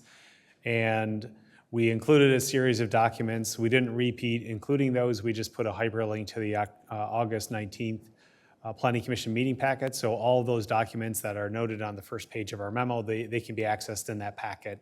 That'll make these packets going forward a little bit lighter, and we can just refer back to those supplemental documents. But whenever we send out a new memo for the tree preservation ordinance, we'll include the ordinance itself just so that if there are any updates, we can note them and we can kind of keep that front of mind for the Planning Commission and anyone who looks at the packet online. So we kind of kicked off the project on August 19th. We didn't really do anything substantively with the text itself. So we wanted to start doing that this evening. We wanted to leave most of the time for the master plan and then whatever remains used for the ordinance amendments. So what we've kind of started with are the first 4 sections of the tree preservation ordinance that are proposed.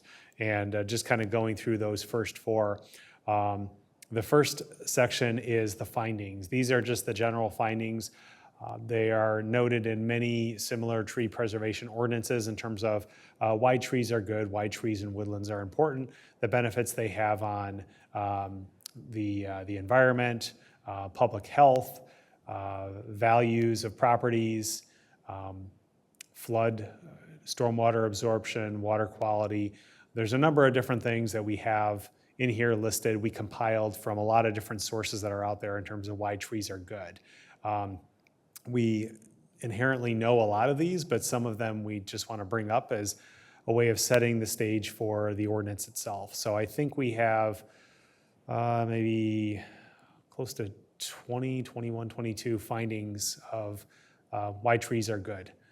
So we start the ordinance and we're at about 3.5 pages of these big statements. And as we're working through the master plan, some of those statements in those 3.5 pages can be moved into the master plan because a lot of them are more planning related natural features and they go into different areas of the master plan.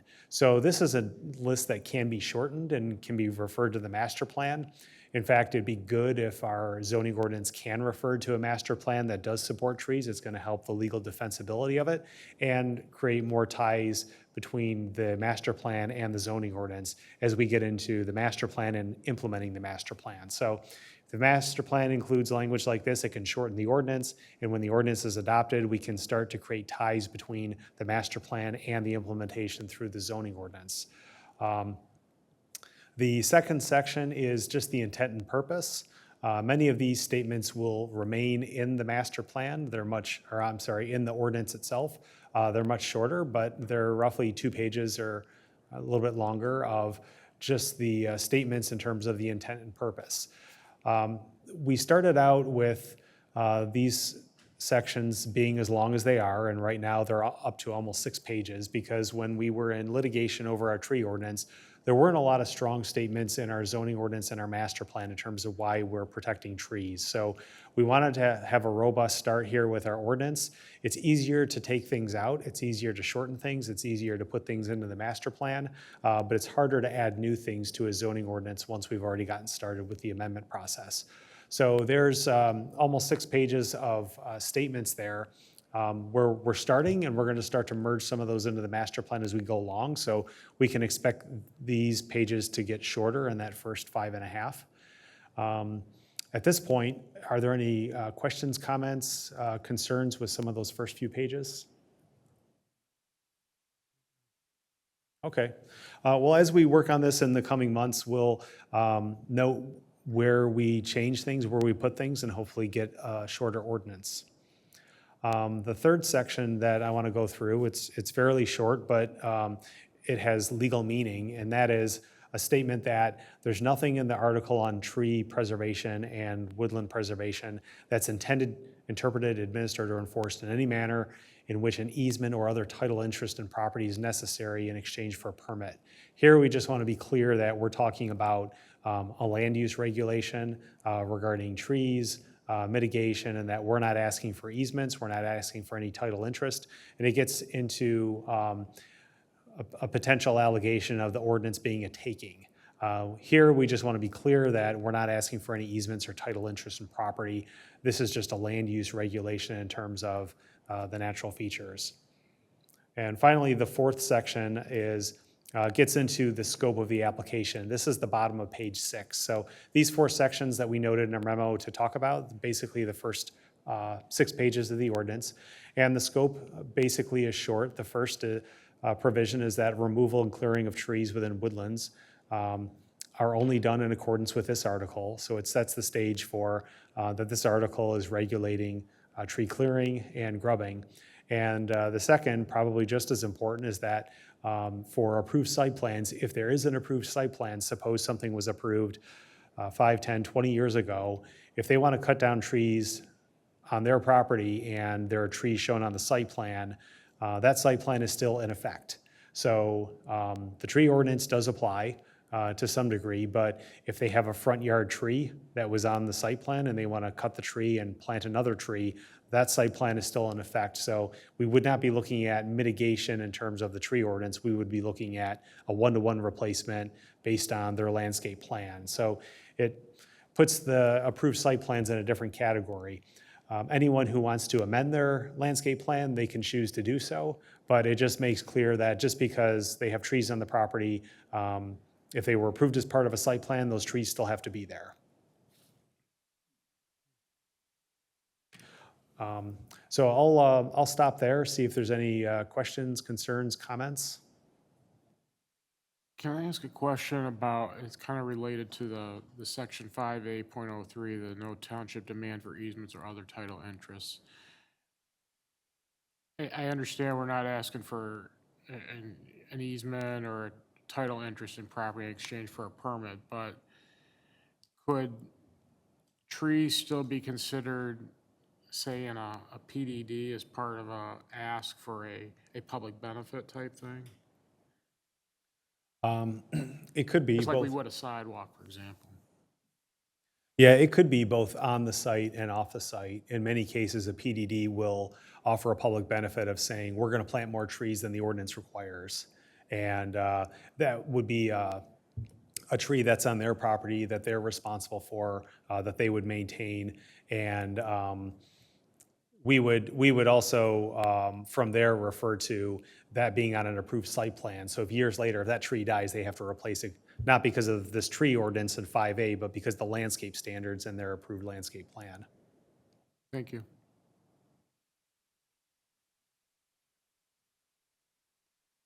So if there's nothing else, at the next month, we'll bring up more sections. I don't know if we'll go in chronological order, but the next section coming up is definitions. There are some important things in definitions we'll want to bring up next month. So every month we'll do a little bit more. Probably the last thing that we'll do is the mitigation calculations themselves.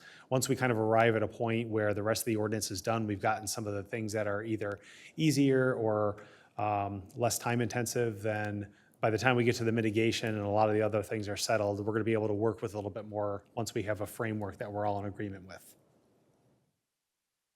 Any other questions or comments by the commission? Thank you, Patrick. Thank you. Item 3 under old business is zoning ordinance discussion on non-conforming lots. Patrick, I will Thank throw you. it to you again. Thanks. So this comes kind of a carryover from our public comment period earlier in the meeting. And there's a section of the zoning ordinance, section 3.05, that deals with non-conforming lots of record. And it's in italics here in our cover memo. We just copied and pasted it from the ordinance to make it a little bit easier in terms of working with it. And the section on non-conforming lots, it reads very similar to a lot of ordinances in the state of Michigan in terms of how non-conforming lots are administered.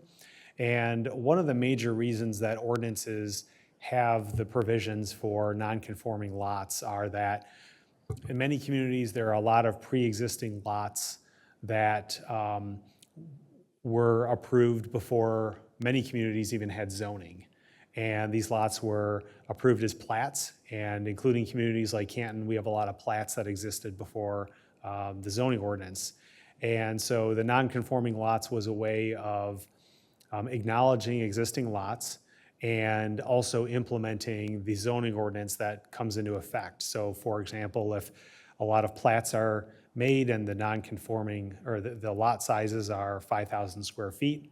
And later on, we come up with a zoning ordinance, and the minimum lot size in that district is 8,400 square feet.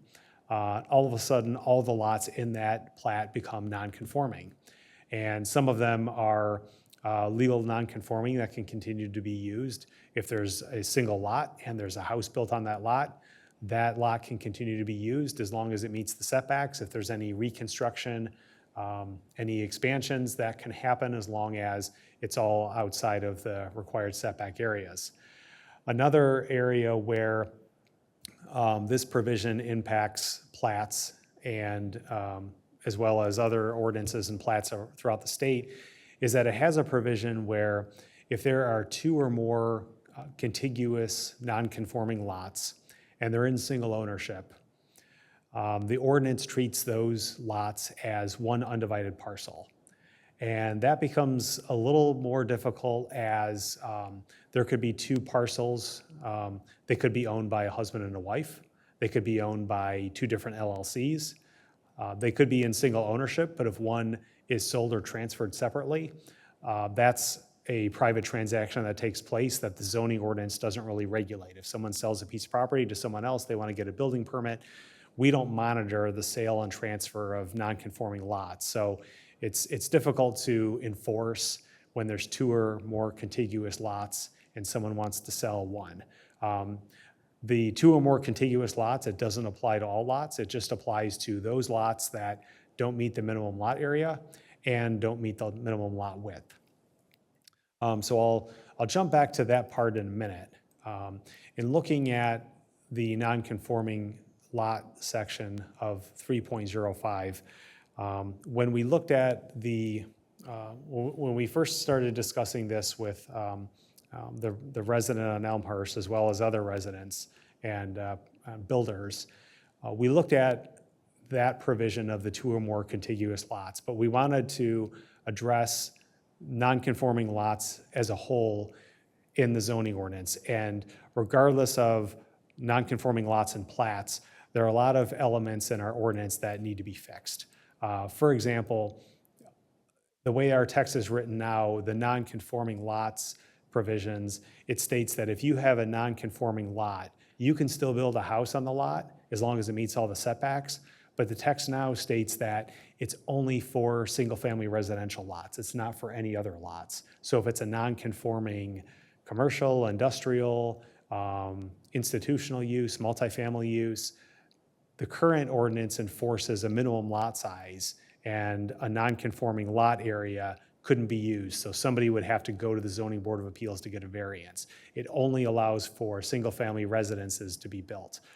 We recommend striking the use of single-family residence and allow any use to be located on a non-conforming lot as long as it complies with the use standards of the district and as long as whatever's built there complies with the setbacks. So they would still have to meet the front, rear, side yard setbacks, still enough lot area for landscaping, parking, stormwater management, everything. So this would make things a little bit easier from a non-single-family residential standpoint for a non-conforming lot to be used. The next major part is the non-conforming contiguous lots in single ownership. And this is one where the state law has helped us. So in the text itself, what is proposed to be deleted is in strike-through. Whatever is proposed to be added is underlined. And for the non-conforming contiguous lots in the same ownership, we don't remove a lot. What we do in this section is we want to include a provision that applies to platted lots. For any lots that were created during the time that the zoning ordinance has been in effect, like for site condos, most subdivisions, meets and bounds lots, many of those, they don't really apply here because they were developed as single-family residential, whereas plats, when a plat was created, they didn't all develop at once. So there's a lot of vacant lots and lots that have been either not combined or built over without being combined in different plats.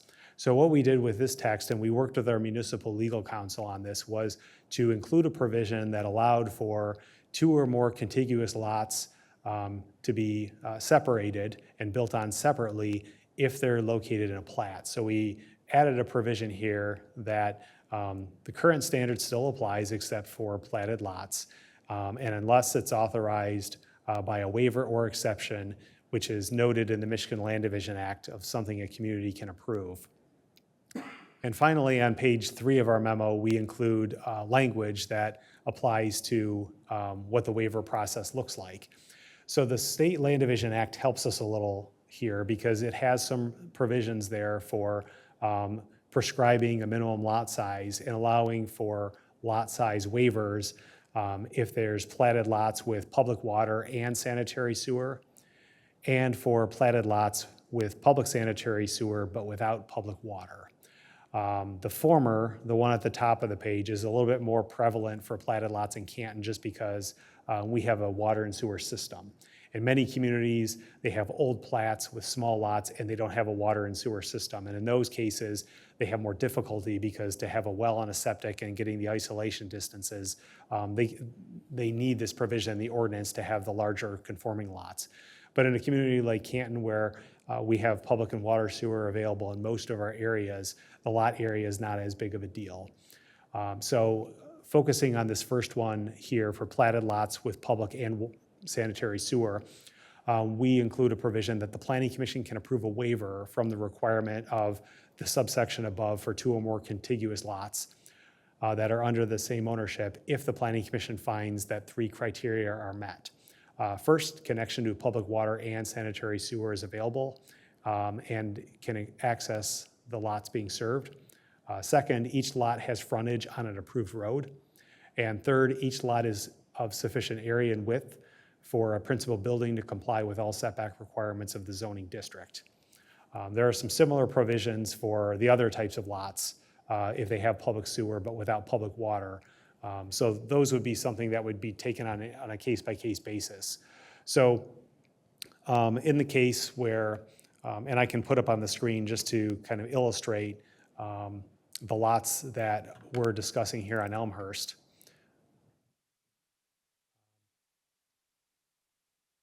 So I'll just zoom out a little bit here. We're in the McIntyre Gardens sub, and it's an old platted sub. It is east of Sheldon Road, and it is west of Oakview. It's a shopping center. They have an urgent care. I think this is where there's the subway. And so in this plat, there are some lots that have a lot line that, so in this case here, whoops, didn't mean to do that.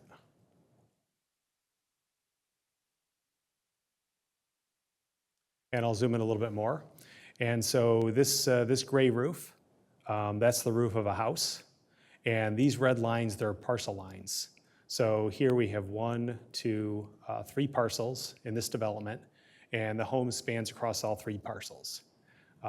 Back in the day when the home was built, they probably should have combined the parcels, but it didn't happen then. And so whenever tax bills go out, there are 3 separate tax bills. I don't know if they divide the value by 3 or if they put the value of the home on one of the bills, but this is just an illustration of these are 3 existing lots in a plat. Now, when the plat was originally developed, those houses that were built, many of those houses are still there. Some of them have been reconstructed on a similar lot. Across the street, there are some relatively new homes here. There's 4 homes. Those lots were sold maybe 3 or 4 years ago. I don't know if they were all in single ownership or if they had some different ownership there. But at the time, they had gotten permits to develop. All 4 of these homes were built on the lots. They met the setback standards. They met the brick requirement. They have garages. They have driveways. They have green space in the yards. And they met the minimum floor area of the zoning district itself. It looks a little bit like Cherry Hill homes, where they're able to get larger homes on smaller lots while still meeting setbacks. The difference is these setbacks are met for the underlying zoning district, which is the R5 district. Looking at the assessor's website, I think when these homes were built and sold, I think they sold for maybe the mid-300s. which is pretty good in this area for new construction. So that showed us that on a lot of these smaller lots, the zoning can be complied with in terms of the setbacks and the area, and that there may be an opportunity in these platted areas to find new areas to be developed that are smaller lots. Smaller houses could be built. It's infill development using existing infrastructure. And it wouldn't be a large proliferation because a lot of these plats are already built out. It's a collection of a handful of lots here and there where there may be an opportunity of, in the case here, where a house spans 3 lots, to potentially sell 3 different homes. Again, with this ordinance amendment, that would be with the Planning Commission's permission first. So these types of waivers would go to the Planning Commission for review. And it may allow some residents that are in that sub that may have a house existing and may own 1 or 2 vacant lots that may want to sell 1 or both of those for new housing, whether it's building it themselves for somebody else or selling it to a residential developer. So at this point, I'll stop with the introduction of that amendment and some of the reasons behind there and take any questions or comments. Ma'am, Mr. Chair. So the one that you showed that is over 3 lots, are they, okay, what would this do? How can I express it? Can they do what's across the street if they wanted to? Based on, meaning tear it down, sell it off, maybe build one for themselves and whoever else? Is that possible? Is that what you're leading to with this amendment? Where's that going? Right. That's it? Okay. If they wanted to right now, their only alternative would be to go to the Zoning Board of Appeals and show a practical difficulty, which is a very high standard to meet. I know. Yeah, as you know, being the Planning Commission liaison to the Zoning Board of Appeals. Right. Under the proposed amendment, that would be possible, where if they could sell the 3 and perhaps mirror what's on the east side of the road. The major difference being that because this would be a waiver from that provision of the ordinance, rather than a variance that goes to the Zoning Board of Appeals, that would be a waiver that goes to the Planning Commission where they don't have to meet a practical difficulty. The Planning Commission just looks at the available infrastructure, looks at the area, and then can make a decision. That's easier for everybody, including the zoning board. Yeah, Yes. okay. Thank you. How wide are those lots on the east side of Elmhurst? I can't read that number. Well, neither can I, but I will measure that. He's got tools. And I found that sometimes when the label's there, it's not always, the label might not always be accurate. So here we're looking at maybe 37 and a half feet to, probably 37 and a half to 40. And some of the lots in Cherry Hill Village are in Designed similar that way. width, some of those smaller ones.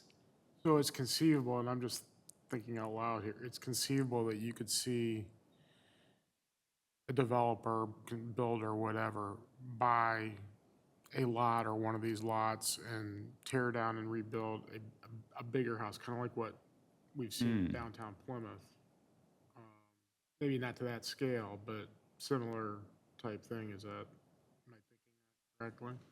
Yeah, right now it's possible where, in this case here, if someone bought all 3 lots and tore down the house and built one larger house, they could do that.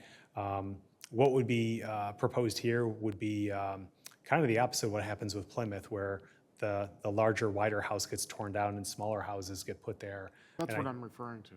Yeah, and I think because Plymouth City probably doesn't have a lot of larger houses, so to build a larger house, they have to make smaller lots, and we're kind of the opposite, where we have an abundance of larger houses, but to get a smaller lot and smaller house, that's harder to come by. Do we have a lot of these non-conforming lots in Canton? Mostly in plats. This plat is probably the most apparent because it's off of Ford Road. It's right in the heart of everything. So even though it's its own neighborhood, it's easy access to everything. So there is demand for people to move there and live there. This plat is also divided by a drain or a creek. So the roads that come from Ford Road, they don't actually go through. If anyone accesses the south side of this, they have to access it from Salts. That's probably the biggest plat. There are some other plats out there that are these historic plats with the non-conforming lots, but Nothing quite to the degree of McIntyre Gardens. Okay. Thank you. I wish I understood this better to be able to answer this, but would this help this gentleman's situation? It would. Okay. It would make it so he just, if necessary, would have to come to us, or you could just tell him, we're good to go, Yeah, it would be something that comes to the planning commission so that if, for the waiver. yep, if there was a, if the ordinance amendment was adopted and there was an application to have a waiver, we would come up with an application and put it on our website. And then the owner would come in with an application of, here are my lots, here's what I want to do with them. And really, we would look at those items in terms of, is there water and sewer? And we'd work with the engineering division. We would work with building division to make sure that it's a lot that they would grant a permit for in terms of the area. And if those divisions were okay with the feasibility of those lots, we would come to the planning commission with a recommendation. In, like in Taylor, when every week, when the engineering plans for the art committee with all the departments, the planner sometimes makes them combine the lots so that they are conforming. Is that not you can't do that on plats, is that correct? I'm not sure about that. We can. One example recently actually was with Rusty Nail. They have 8 lots.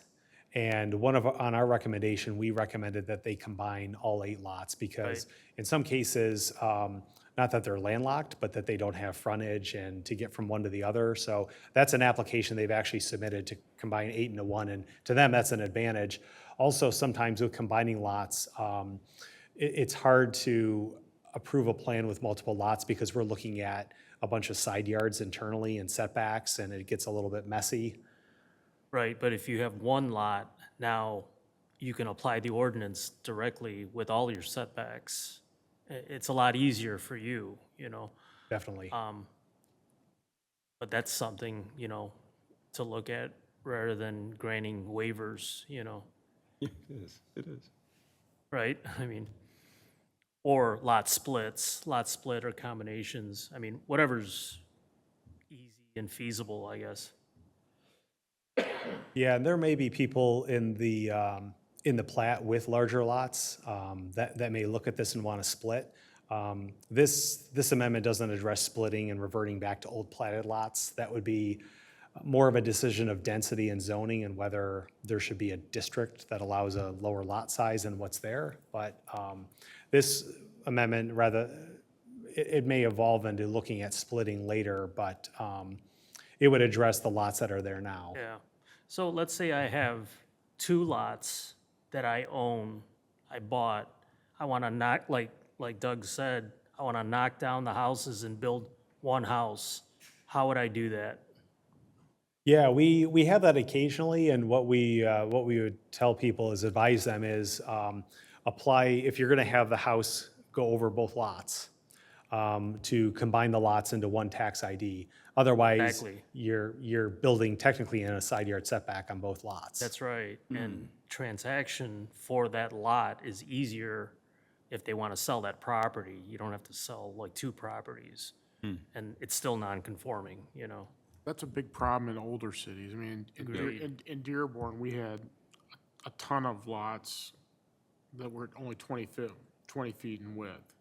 And the city started a plan, whether it was legal or not, of trying to acquire as many of those lots as possible. And what they would do then is turn around and sell them to builders or the neighbor and try and sell them as people to acquire a side yard, additional side yard, so that to try and lessen the density a little bit in some of these neighborhoods that were really dense and the houses were close together and such. A lot of times those 20-foot wide yards were occupied by what they called garage homes or things of that nature, but the effort was always there to try and combine the two lots and with the principal parcel.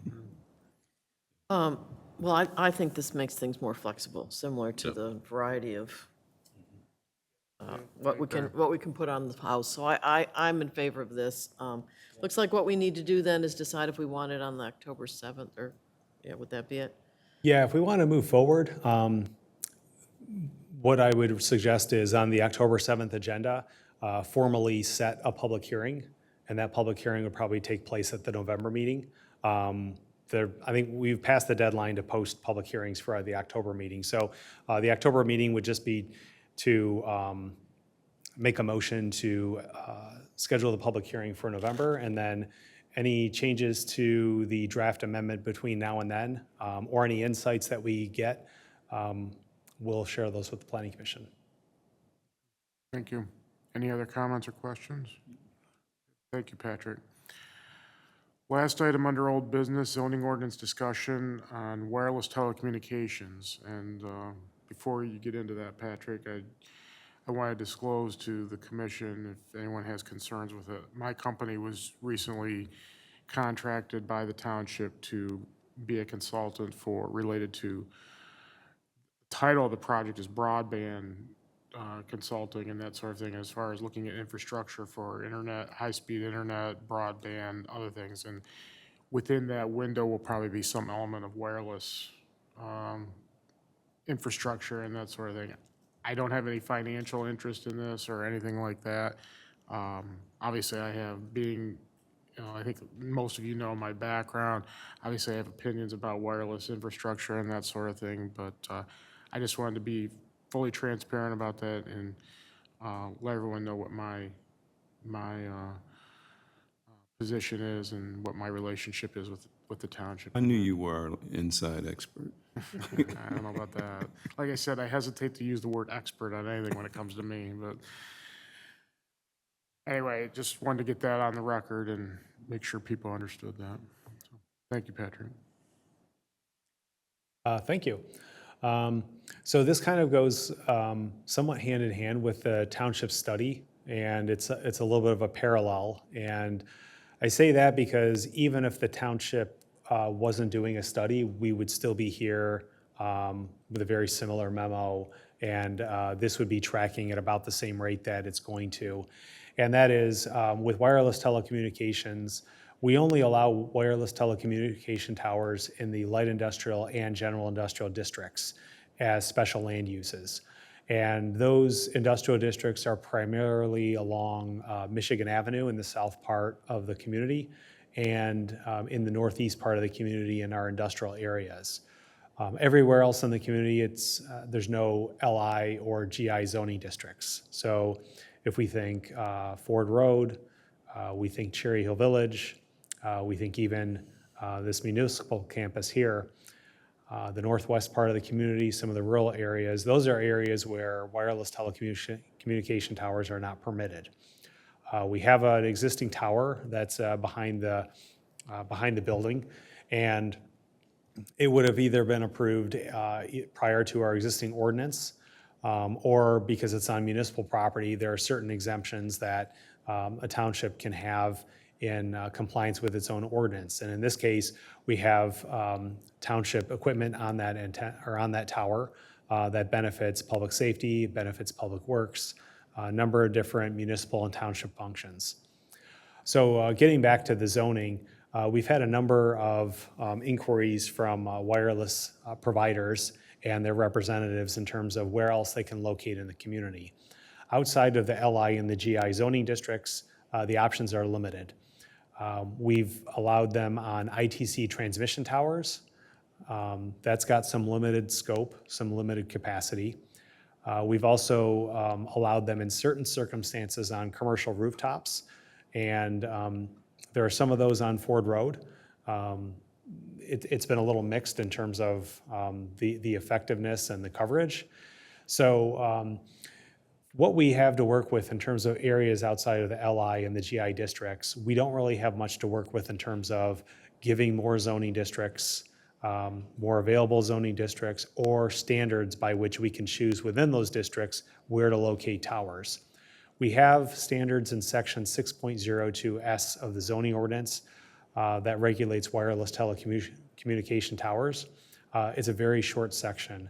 It basically states setbacks, fencing, and some generic requirements to comply with state and federal law.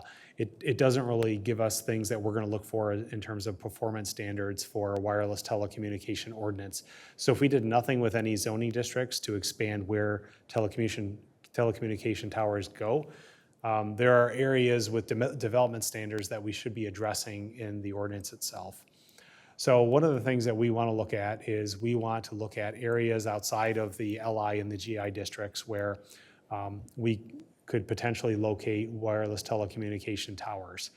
And the township has looked at this over the last several years in terms of either applications that have come forward or proposals that have come forward. And over the last several years, at least since the last time it's been looked at from a township standpoint, we have even more mobile devices. Our demands on those facilities are increasing, and the providers are telling us that there are gaps in our community that they want to try to fill. Some of them give us propagation maps. We haven't really looked at them for accuracy, but we hear from multiple providers in certain areas of the community where there are deficiencies. So we want to look at that from a zoning standpoint to see what other districts that we could make wireless telecommunication towers available for special land uses and possibly permitted uses depending on locations. But it's a discussion that we want to have with the Planning Commission over the next few months. We haven't drafted any text, but we just wanted to put out some information in terms of what we're looking at and some of the items that we want to address in the ordinance in the coming months. So no draft text to look at tonight, but just a statement of where we are. And getting your comments and questions before we get started. We'll be looking at other municipal ordinances, we'll be looking at best practices, and any questions, comments that come up, or something you see in another community that you like, that you want to see us try to implement. We're more than happy to take a look at that and bring that forward to the Planning Commission. That's all I have. Thank you, Patrick. Any comments or questions from the commission? Yeah, so this is a matter of simple practicality or math. So when you look at it, there's certain areas where you have, I mean, I guess you can plan with changing, but right now, if you look where the deficiencies are, you'll know where you need to put a tower or get additional structure in there. And I would take more of a practical plan to it than, I don't know. I'm not good with words, I'm more better with math, so the words hurt me if you show me a diagram or something. But I know, for example, my kids and their mom, they live over on the other side of 275. There's no phone service whatsoever there. However, they're right by there. There is a ITC tower way nearby. So it's just a math problem. I'll say this, I mean, everyone talks about this in terms of coverage, and that's in the infancy of wireless communications, that was certainly the appropriate way to look at it. But it's evolved now, and Patrick, you talked about it, with so many people using different wireless devices now and that sort of thing. It's not about coverage as much as it is demands on the existing systems and the capacity that those that infrastructure can handle at any given time. There was a time when the tower here at the township office was probably more than adequate to serve this area of the township. But with all the development around and everyone relying on different wireless devices now, at any given time, you could be overloading this particular facility, and there's nowhere else for it to go.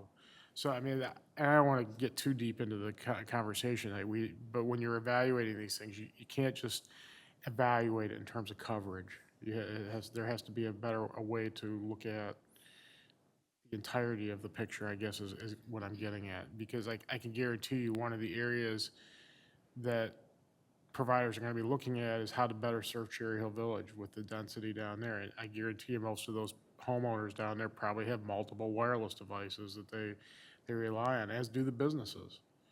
So it's those kinds of things are the things you need to be cognizant of, and unfortunately, LI and GI zoning districts aren't real plentiful in those particular areas of the township, so. Yeah, and we've gotten questions from some providers that look at it could be the Cherry Hill Village area, it could be the central area of the township, and they ask, well, can we just zone this area LI? And it's a fair question. I would rather see us go through this and allow it as a special land use in whatever district makes sense than to bring the LI and GI districts here just for the sake of a single use. And at the time that ordinance was written, towers, they might have been thought of as compatible with industrial uses. Nowadays, we see antennas wherever we drive, and our expectation is that they're servicing us.